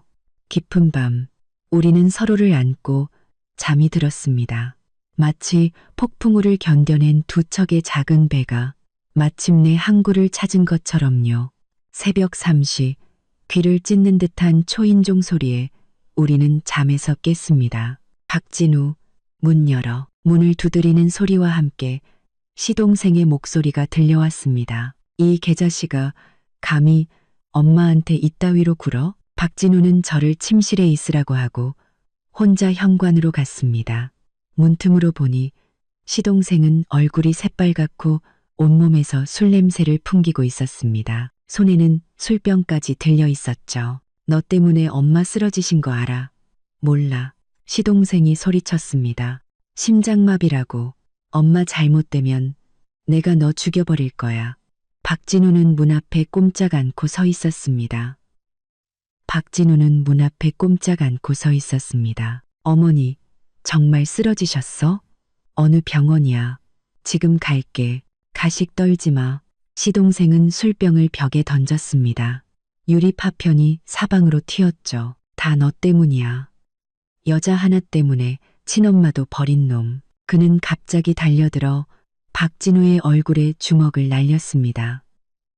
박진우의 입가에서 즉시 피가 흘러내렸습니다. 아! 저는 비명을 지르며 달려나갔지만 박진우가 저를 등 뒤로 잡아당겼습니다. 그는 피를 닦아내며 제가 한 번도 본 적 없는 차가운 눈빛으로 동생을 보았습니다. 박진수, 그는 또박또박 말했습니다. 이 주먹 기억해두지. 이제 내 집에서 당장 꺼져. 한 번만 더 찾아와서 행패 부리면 경찰에 신고할 거야. 시동생은 멈칫했습니다. 술이 좀 깨는 듯했죠. 그는 저와 박진우를 번갈아 보더니 갑자기 비죽 웃었습니다. 대단하다. 박진우. 아주 출세했네. 여자 하나 때문에 내 아내야. 박진우의 목소리는 크지 않았지만 강철처럼 단단했습니다. 내 아내를 모욕하는 말 한마디만 더 해봐. 널 여기서 기어서 나가게 만들어줄 테니까. 시동생은 결국 욕을 짓거리며 돌아갔습니다. 박진우는 문을 닫자마자 다리에 힘이 풀린 듯 바닥에 주저앉았습니다. 괜찮아. 제가 그를 앉아. 그의 몸이 미세하게 떨리는 것이 느껴졌습니다. 병원에 전화해 볼게. 그의 목소리는 갈라져 있었습니다. 엄마, 입원 안 하셨을 거야. 역시나 병원에서는 그런 환자가 없다고 했습니다. 시동생은 술 기운을 빌려 행패를 부리러 온 것이었죠. 우리는 어지러운 현관에 앉아 아무도 움직이지 않았습니다. 박진우가 갑자기 웃었습니다. 눈물이 나올 때까지 웃었죠. 서윤아, 우리 이게 무슨 꼴이냐. 저도 따라 웃었습니다. 웃다가 울었습니다. 그 밤 우리는 미친 사람들처럼 울고 웃으며 모든 억울함과 분노, 고통을 쏟아냈습니다. 날이 밝기 전 우리는 소파에 기대어 우리 집 가훈을 정했습니다. 첫째, 명확한 금전적 경계를 설정한다. 둘째, 모든 부당한 요구는 거절한다. 셋째, 가족의 압박에 함께 맞선다. 그리고 넷째, 제가 덧붙였습니다. 앞으로 모든 중요한 결정은 우리 둘 다 동의해야만 한다. 박진우는 고개를 끄덕이며 제 이마에 경건하게 입을 맞추었습니다. 맹세할게. 아침 햇살이 커튼 틈으로 비칠 때 제 핸드폰이 울렸습니다. 시어머니였습니다. 서윤아, 그녀의 목소리는 많이 늙어 있었습니다. 진우가 말한 조건들 내가 받아들이마. 저는 스피커폰을 켰습니다. 어머니, 정확히 말씀해 주세요. 단톡방에 내가 올린 헛소문들 바로잡겠다고. 학비 얘기도 더는 안 꺼낼게. 박진우가 전화를 넘겨받았습니다. 어머니, 바로잡는 것만으로는 안 됩니다. 서윤이한테 온 가족 앞에서 사과하세요. 전화기 너머는 한참 동안 조용했습니다. 그리고 마침내 거의 들리지 않는 알았다는 대답이 돌아왔습니다. 전화를 끊고 저와 박진우는 마주보며 웃었습니다. 이게 끝이 아니라는 것을 우리는 알고 있었습니다. 시어머니가 쉽게 통제욕을 버리지 못할 것이고 시동생도 호락호락 물러서지 않겠죠. 하지만 적어도 우리는 더 이상 혼자가 아니었습니다. 아, 맞다. 박진우가 무언가 생각난 듯 말했습니다. 사내 게시판에서 당신 욕하던 IP 주소 추적해봤는데 김주리 대리 컴퓨터더라. 저는 차갑게 웃었습니다. 역시 처리할까? 저는 고개를 저었습니다. 아니, 서두를 필요 없어. 대기업 프로젝트 계약 끝나고 나서 자기가 한 짓을 후회하게 만들어줄 방법은 얼마든지 있으니까. 아침 해가 떠오르고 있었습니다. 새로운 날이 시작되었죠. 우리의 전쟁은 아직 끝나지 않았지만 지금 이 순간 서로 맞잡은 손 위로 내리쬐는 햇살은 따뜻하고 눈부셨습니다. 병원 소독약 냄새가 코를 찔렀습니다. 병실 문 앞에서 저는 잠시 망설였습니다. 문 위 작은 창 너머로 시어머니가 침대에 반쯤 기댄 채 창백한 얼굴로 박진우에게 무언가 말하는 모습이 보였습니다. 눈가에는 눈물까지 맺혀 있었죠. 간종고 사흘 전 시어머니가 갑자기 쓰러지셨습니다. 이모님 말로는 우리 때문에 스트레스를 받아 심장병이 도졌다는 것이었습니다. 연기일 거예요. 저는 박진우에게 말했습니다. 우리가 막 우위를 점하려는 순간에 쓰러지다니 너무 절묘하잖아요. 그래도 만약 진짜면? 박진우는 미간을 찌푸렸습니다. 그래서 우리는 지금 과일 바구니를 들고 효자와 효부 역할을 연기하기 위해 여기 서 있는 것이었죠. 저는 심호흡을 한번 하고 문을 열었습니다. 어머니, 좀 어떠세요? 박진우가 침대 곁으로 다가갔습니다. 시어머니는 힘없이 손을 들었습니다. 진우야, 엄마가 너 다시는 못 볼 뻔했다. 그녀의 시선이 저를 스치자 차갑게 굳어졌습니다. 너도 왔구나. 저는 과일 바구니를 협탁에 놓으며 말했습니다. 어머님, 의사 선생님은 뭐라고 하세요? 심장이 불규칙하게 뛰고 혈압이 치솟고 다 너희 때문이야. 그때 의사가 들어왔습니다. 저는 그의 명찰에 적힌 임정국이라는 이름을 확인했죠. 환자분, 안정을 취하셔야 합니다. 시어머니는 의사의 소매를 붙잡았습니다. 선생님, 저 퇴원하면 안 될까요? 우리 며느리가 프로젝트 팀장이라 사람 돌보는 건 아주 잘해요. 그녀는 의미심장하게 저를 쳐다봤습니다. 의사는 안경을 고쳤으며 말했습니다. 결과를 봐야겠지만 가족이 돌봐준다면야 퇴원도 가능하죠. 모든 것이 너무나 순조로웠습니다. 마치 짜고 치는 연극 같았죠. 선생님, 어머님 진료 기록 좀 볼 수 있을까요? 제가 묻자 의사와 시어머니의 표정이 동시에 굳었습니다. 정서윤, 너 지금 내가 꾀병 부린다고 의심하는 거니? 시어머니가 기침을 하며 소리쳤습니다. 의사는 제게 차트를 건넸습니다. 혈압 140, 90, 심전도상 경미한 부정맥. 다른 검사는 모두 정상이었습니다. 선생님 성함이 임정국 선생님 맞으시죠? 명찰 글씨체랑 서명이 좀 다른 것 같아서요. 의사의 얼굴이 변했고 시어머니는 더 크게 기침을 했습니다.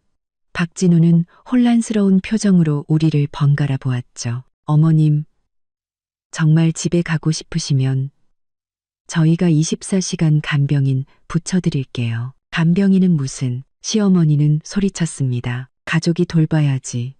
진우야, 내 마누라가 이렇게 날 싫어한다. 박진우의 눈빛이 점차 또렷해졌습니다. 어머니, 서윤이는 일이 바빠요. 저도 휴가를 길게 낼 수 없고요. 간병인 비용은 저희가 댈게요. 시어머니는 갑자기 물컵을 바닥에 던졌습니다. 나가. 다들 나가.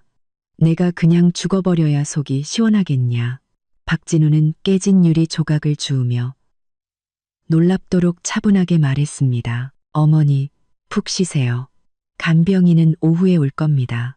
일주일치 비용은 미리 냈어요. 병실을 나와 박진우는 간호사 스테이션으로 갔습니다. 5분 후 그는 굳은 얼굴로 돌아왔죠. 임정국이라는 의사. 업대. 그럴 줄 알았어요. 어머님은 제가 회사를 그만두고 당신을 돌보게 만들려고 이 쇼를 벌인 거예요. 박진우는 관자놀이를 문질렀습니다. 의무과에 가서 신고해야겠어. 의사사칭은 범죄야. 결국 우리는 신고하지 않았습니다. 박진우가 약점을 쥐고 있는 게 더 유용할 것이라고 말했기 때문이죠. 그 후 며칠은 평온했습니다. 시어머니는 퇴원했고 시동생네도 조용했죠. 그러던 어느 비오는 밤 10시 초인종이 울렸습니다. 문 밖에는 시동생이 흠뻑 젖은 채 새하얗게 질린 얼굴로 서 있었습니다. 형, 이번엔 진짜 나 좀 살려줘. 시동생은 주식 투자에 실패해 4천만 원을 날리고 사채 2천만 원까지 썼다고 했습니다. 사채업자들이 사흘 안에 안 갚으면 다리 하나를 잘라버리겠대. 박진우는 표정 없이 말했습니다. 경찰에 신고해. 안 돼. 신고하면 난 더 빨리 죽어. 저는 이 연극을 차갑게 지켜보았습니다. 그의 공포는 진짜일지 몰라도 해결책은 이미 정해져 있었겠죠. 형한테 돈을 받아내는 것. 형, 2천만 원. 형한테는 큰 돈 아니잖아. 박진우가 저를 한번 쳐다봤고 저는 눈에 띄지 않게 고개를 저었습니다. 나 2천만 원 없어. 그럼 집을 담보로 대출받아. 이 집이면 2천만 원은 금방이잖아. 저는 실소를 금할 수 없었습니다. 이것이 그들의 논리였습니다. 우리의 집, 우리의 돈은 언제나 박씨 집안의 어려움을 위해 희생되어야 한다는 것. 박진우의 표정이 기묘하게 변했습니다. 진수야, 너 올해 몇 살이지? 34. 34 먹고 늙은 어머니한테 꾀병 부리게 시키고 형한테 집담보 잡아서 내 도박빚 갚으라고 하고 밤에 잠은 오니? 시동생의 얼굴이 시뻘개졌습니다.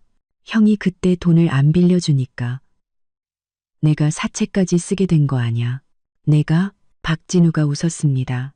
네가 대학 중퇴했을 때 일자리 알아봐 준 사람. 네가 결혼할 때 집 보증금 보태준 사람. 네 아이 아플 때 한밤중에 병원 데려다 준 사람. 그게 다 누구였지? 그런데 이제 내 투자 실패까지 내 책임이라고? 시동생은 할 말이 없는지 저를 보았습니다. 형수님, 형 좀 설득해 주세요. 저 정말 죽을 것 같아요. 저는 찻잔을 내려놓았습니다. 진수 씨 작년에 몰디브 여행 가는데 얼마 썼어요? 그 돈만 아껴 써도 지금 이자 정도는 갚았겠네요. 됐어. 둘이 아주 잘들 논다. 됐어. 시동생은 문을 박차고 나갔습니다. 엄마한테 다 잃을 거야. 박진우가 중얼거렸습니다. 엄마한테 가겠지. 그리고 전화해서 울고불고 난리를 치겠지. 어떻게 할 생각이에요? 그가 저를 보았습니다. 눈빛은 단호했죠. 2천만 원 빌려줄 수 있어. 단, 차용증 쓰고 은행이자 쳐서 갚아야 해. 이게 내 마지막 선이야. 저는 놀라서 그를 쳐다보았습니다. 한 달 전만 해도 그는 망설임 없이 돈을 내줬을 겁니다. 2주 전만 해도 이 문제로 저와 싸웠을지 모릅니다. 하지만 지금은 아니었죠. 예상대로 시어머니에게서 전화가 왔습니다. 진우야, 내 동생이 죽게 생겼는데 너는 어떻게? 어머니, 진수가 투자하기 전에 저한테 물어봤어요. 제가 그거 사기라고 경고했고요. 지금은 자기가 한 선택의 결과를 감당하는 것뿐입니다. 그래도 네 친동생이잖아. 말씀드렸잖아요. 돈은 빌려줄 수 있지만 차용증 쓰고 이자 쳐서 갚아야 한다고요. 그러지 않으면 더는 얘기할 거 없습니다. 그러지 않으면 더는 얘기할 거 없습니다. 전화기 너머 시어머니의 목소리가 차가워졌습니다. 박진우, 너 그 여자한테 단단히 홀렸구나. 걔 때문에 친동생도 버리겠다는 거야?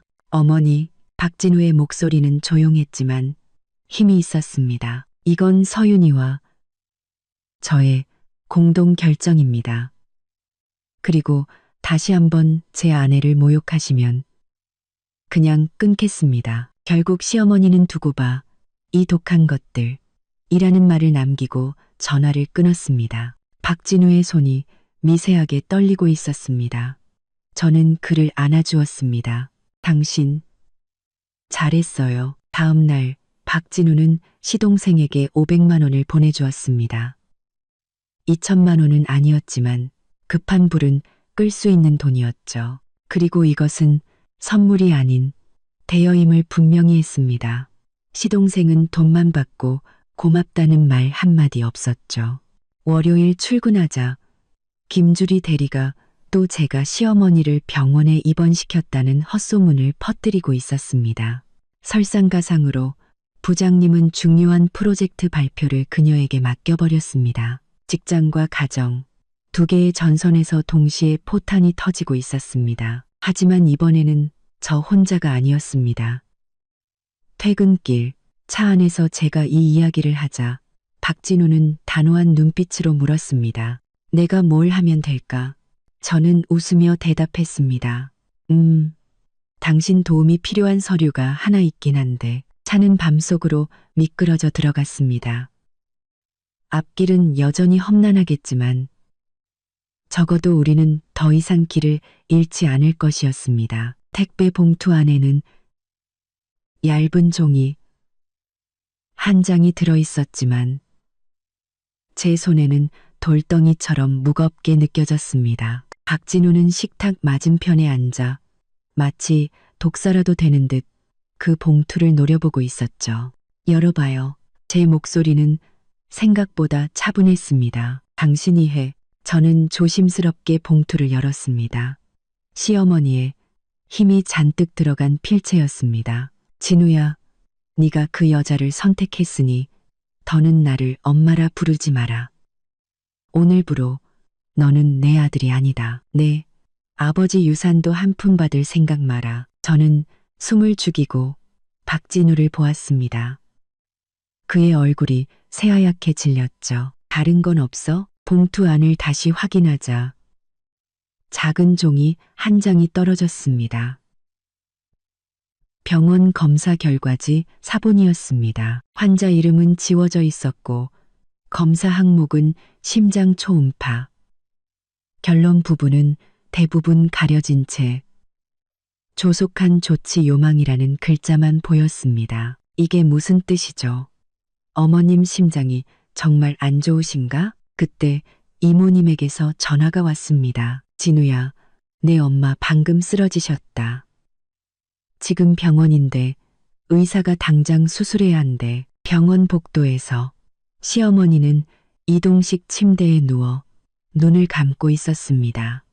이모님은 우리가 오자마자 박진우를 붙잡고 울기 시작했죠. 의사가 스텐트 시술해야 한다는데 내 엄마가 너 오기 전에는 수술 동의서에 사인 안 하겠다고 버티고 계셔. 시어머니는 타이밍 좋게 눈을 떴습니다. 넌 뭐 하러 왔어? 난 너 같은 아들 둔 적 없다.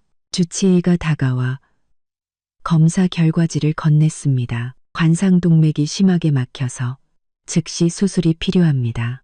어머니, 박진우의 목소리가 갈라졌습니다. 사인하세요. 내가 죽어야 너랑 그년 속이 시원하겠지. 환자분 혈압 190입니다. 진정하세요. 한바탕 소동 끝에 시어머니는 수술실로 들어갔습니다.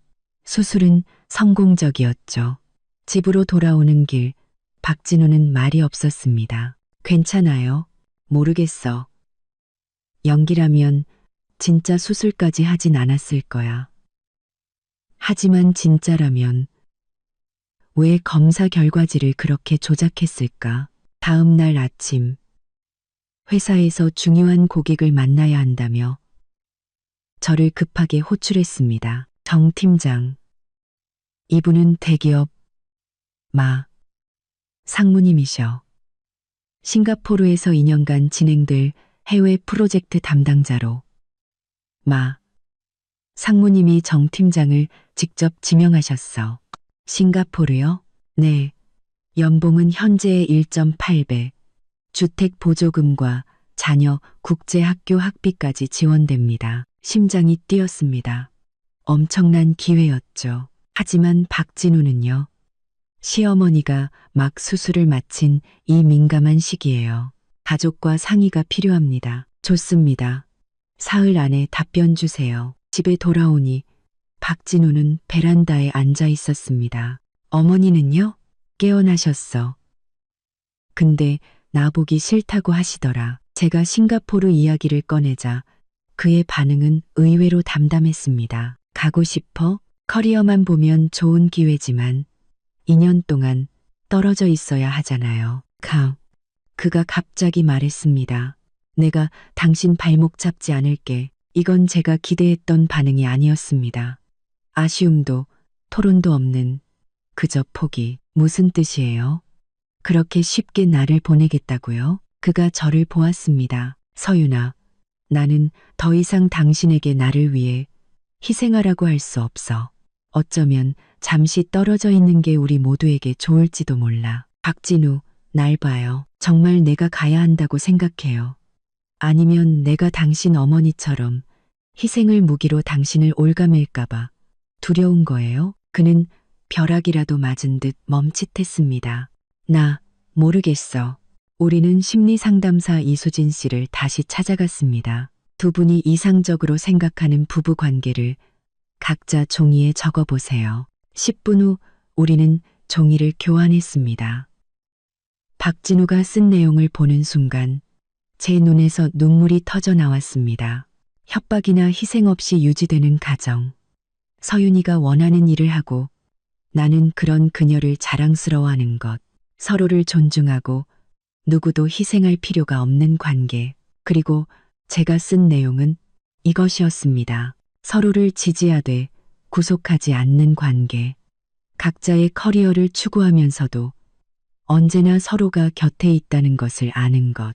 사랑과 함께 존중과 경계가 있는 관계. 거의 똑같았습니다. 그 순간 저는 전례 없는 유대감을 느꼈습니다. 상처투성이었던 두 영혼이 마침내 서로의 마음을 확인한 것이었죠. 집으로 돌아오는 길 박진우가 말했습니다. 싱가포르.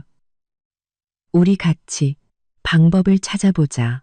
당신이 전근을 신청할 수도 있고 아니면 장거리 연애를 해볼 수도 있겠죠. 중요한 건 우리가 함께 결정한다는 거예요. 그는 말없이 제 손을 꽉 잡았습니다. 그날 밤 박진우는 꿈에서 흐느꼈습니다. 서윤아, 내가 만약 당신이랑 싱가포르에 가겠다고 하면 그건 당신을 선택하고 엄마를 버리는 게 되는 걸까? 이 질문은 비수처럼 제 가슴에 밝혔습니다. 저는 그를 안아주었습니다. 아니에요, 여보. 이건 양자택일이 아니에요. 당신은 나를 사랑하면서 어머니도 사랑할 수 있어요. 단지 그 방식이 바뀌어야 하는 것뿐이에요. 다음 날 시어머니는 퇴원하겠다고 고집을 부렸습니다. 내가 죽어야 너희 속이 시원하겠지.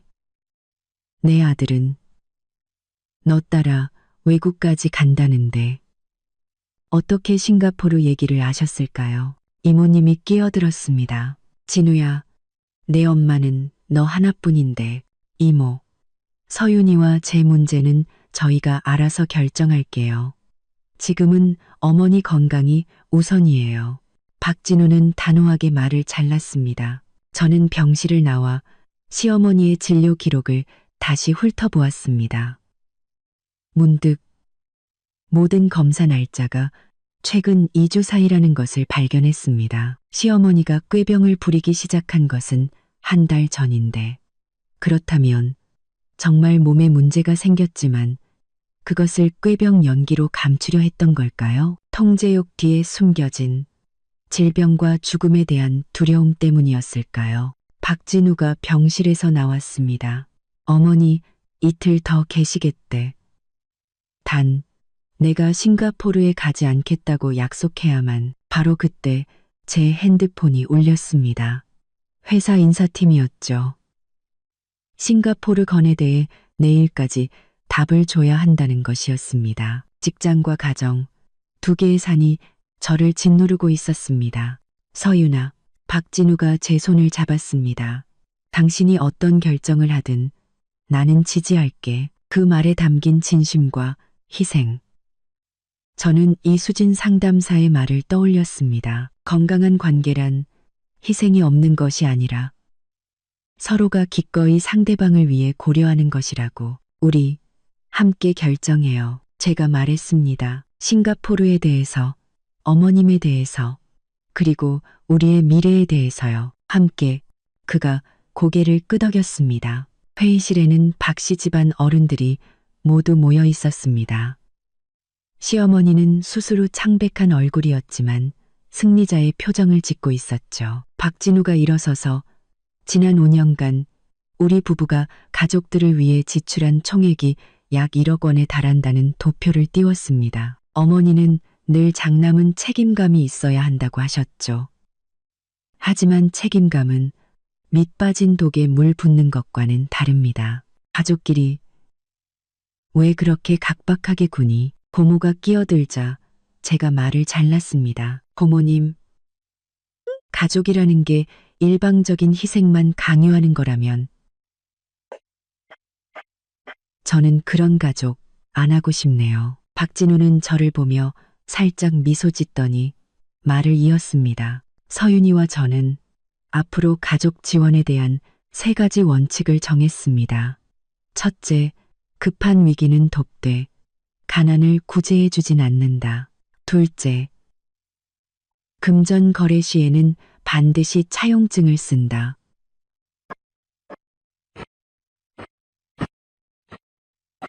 셋째, 우리의 능력 안에서만 돕는다. 말도 안 돼. 형은 돈도 많이 벌면서 동생한테 어떻게 이럴 수 있어. 나는 세후 연봉 7천, 매달 대출금과 생활비 나가고 아이 가질 돈도 모아야 해. 진수 너 작년에 얼마나 벌었지? 돈 없다면서 외제차는 어떻게 뽑았고 몰디브는 어떻게 갔어? 박진우가 시동생의 인스타그램 사진들을 띄우자 친척들이 웅성거리기 시작했습니다. 시어머니는 가슴을 부여잡았지만 제가 미리 준비해온 우황청심원을 내밀자 슬그머니 손을 내렸죠. 그리고 영수와 광수 학비는 저희가 교육 펀드를 만들어주겠습니다. 단, 조건이 있습니다. 너희가 아르바이트로 10만 원을 벌어오면 우리가 10만 원을 보태주는 방식입니다. 뭐, 내 아들더러 알바를 하라고? 왜요? 안 되나요? 저와 진우 씨도 대학 내내 아르바이트 했습니다. 노동이 부끄러운 일인가요?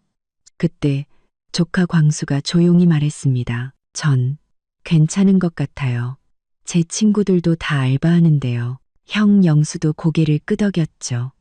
그냥 돈 받는 것보다 나아요. 시동생은 아들들에게 배신당했다는 듯한 표정을 지었고 시어머니의 단호한 눈빛이 처음으로 흔들렸습니다. 그날 회의는 어떤 합의도 없이 끝났지만 한 가지는 분명해졌습니다. 박진우는 더 이상 희생만 하는 장남이 아니라는 것. 집으로 돌아오는 길, 박진우가 말했습니다. 나 해냈어. 그 세 글자에 담긴 수년간의 억압과 고통이 느껴졌습니다. 한 달 후, 조카 광수에게서 편의점 아르바이트, 첫 월급 명세서가 담긴 메일이 왔습니다. 박진우는 약속대로 같은 금액을 펀드에 입금했죠. 또 한 주가 지나 시어머니에게서 전화가 왔습니다.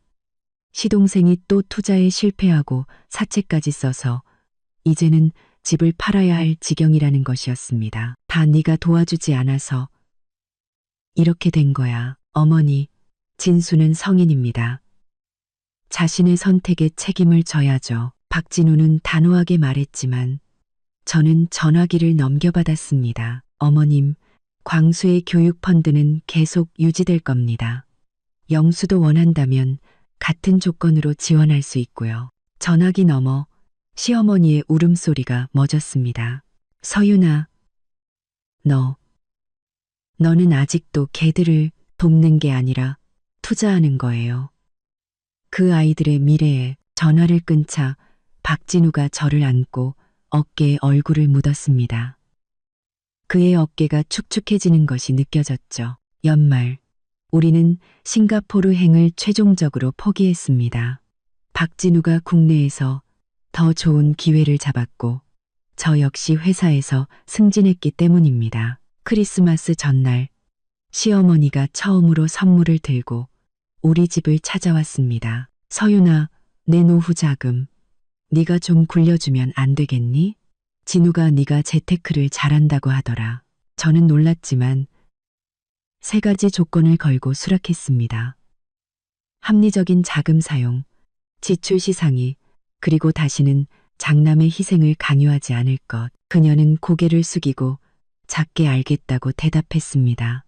그날 저녁 시어머니는 2년 만에 처음으로 우리 집에서 저녁을 먹었습니다. 그리고 돌아가는 길, 그녀는 마침내 수십 년 묵은 비밀을 고백했습니다. 진우 어릴 때 열났던 날, 사실 나 화투 치러 갔었어. 나는 좋은 엄마도 좋은 시어머니도 아니었다. 그 고백은 박진우 마음속 가장 깊은 곳에 자물쇠를 여는 열쇠가 되었습니다. 봄이 오고 우리는 집을 새로 꾸몄습니다. 낡은 벽지를 뜯어내자 우리가 결혼할 때 적어두었던 소원 목록이 나왔습니다. 햇살 드는 서재, 넓은 주방, 아기방, 앞에 2개는 잃었네. 박진우가 제 허리를 감싸며 속삭였습니다. 세 번째는 아직 늦지 않았을까? 저는 그의 품에 기댔습니다. 늦지 않았어요. 조카 광수는 좋은 대학에 갔고 아르바이트와 펀드 덕분에 학자금 대출 없이도 잘 지내고 있습니다. 시어머니는 화투를 끊고 노인대학에 다니시며 심지어 저희 어머니께 사과 전화까지 드렸죠. 결혼 4주년 기념일, 박진우는 새로 꾸민 베란다에서 촛불 저녁 식사를 준비했습니다. 건강한 사랑이 뭔지 가르쳐줘서 고마워. 그의 속삭임은 1000마디 말보다 값졌습니다. 우리는 잔을 부딪혔습니다. 맑은 유리잔 소리가 마치 새로운 시작을 알리는 종소리처럼 울려 퍼졌습니다. 앞으로의 길에도 어려움은 있겠지만 우리는 이제 알고 있습니다. 사랑과 함께 경계가 있고 희생과 함께 자아가 있으며 함께이면서도 독립적인 것, 그것이야말로 결혼의 진짜 모습이라는 것을요.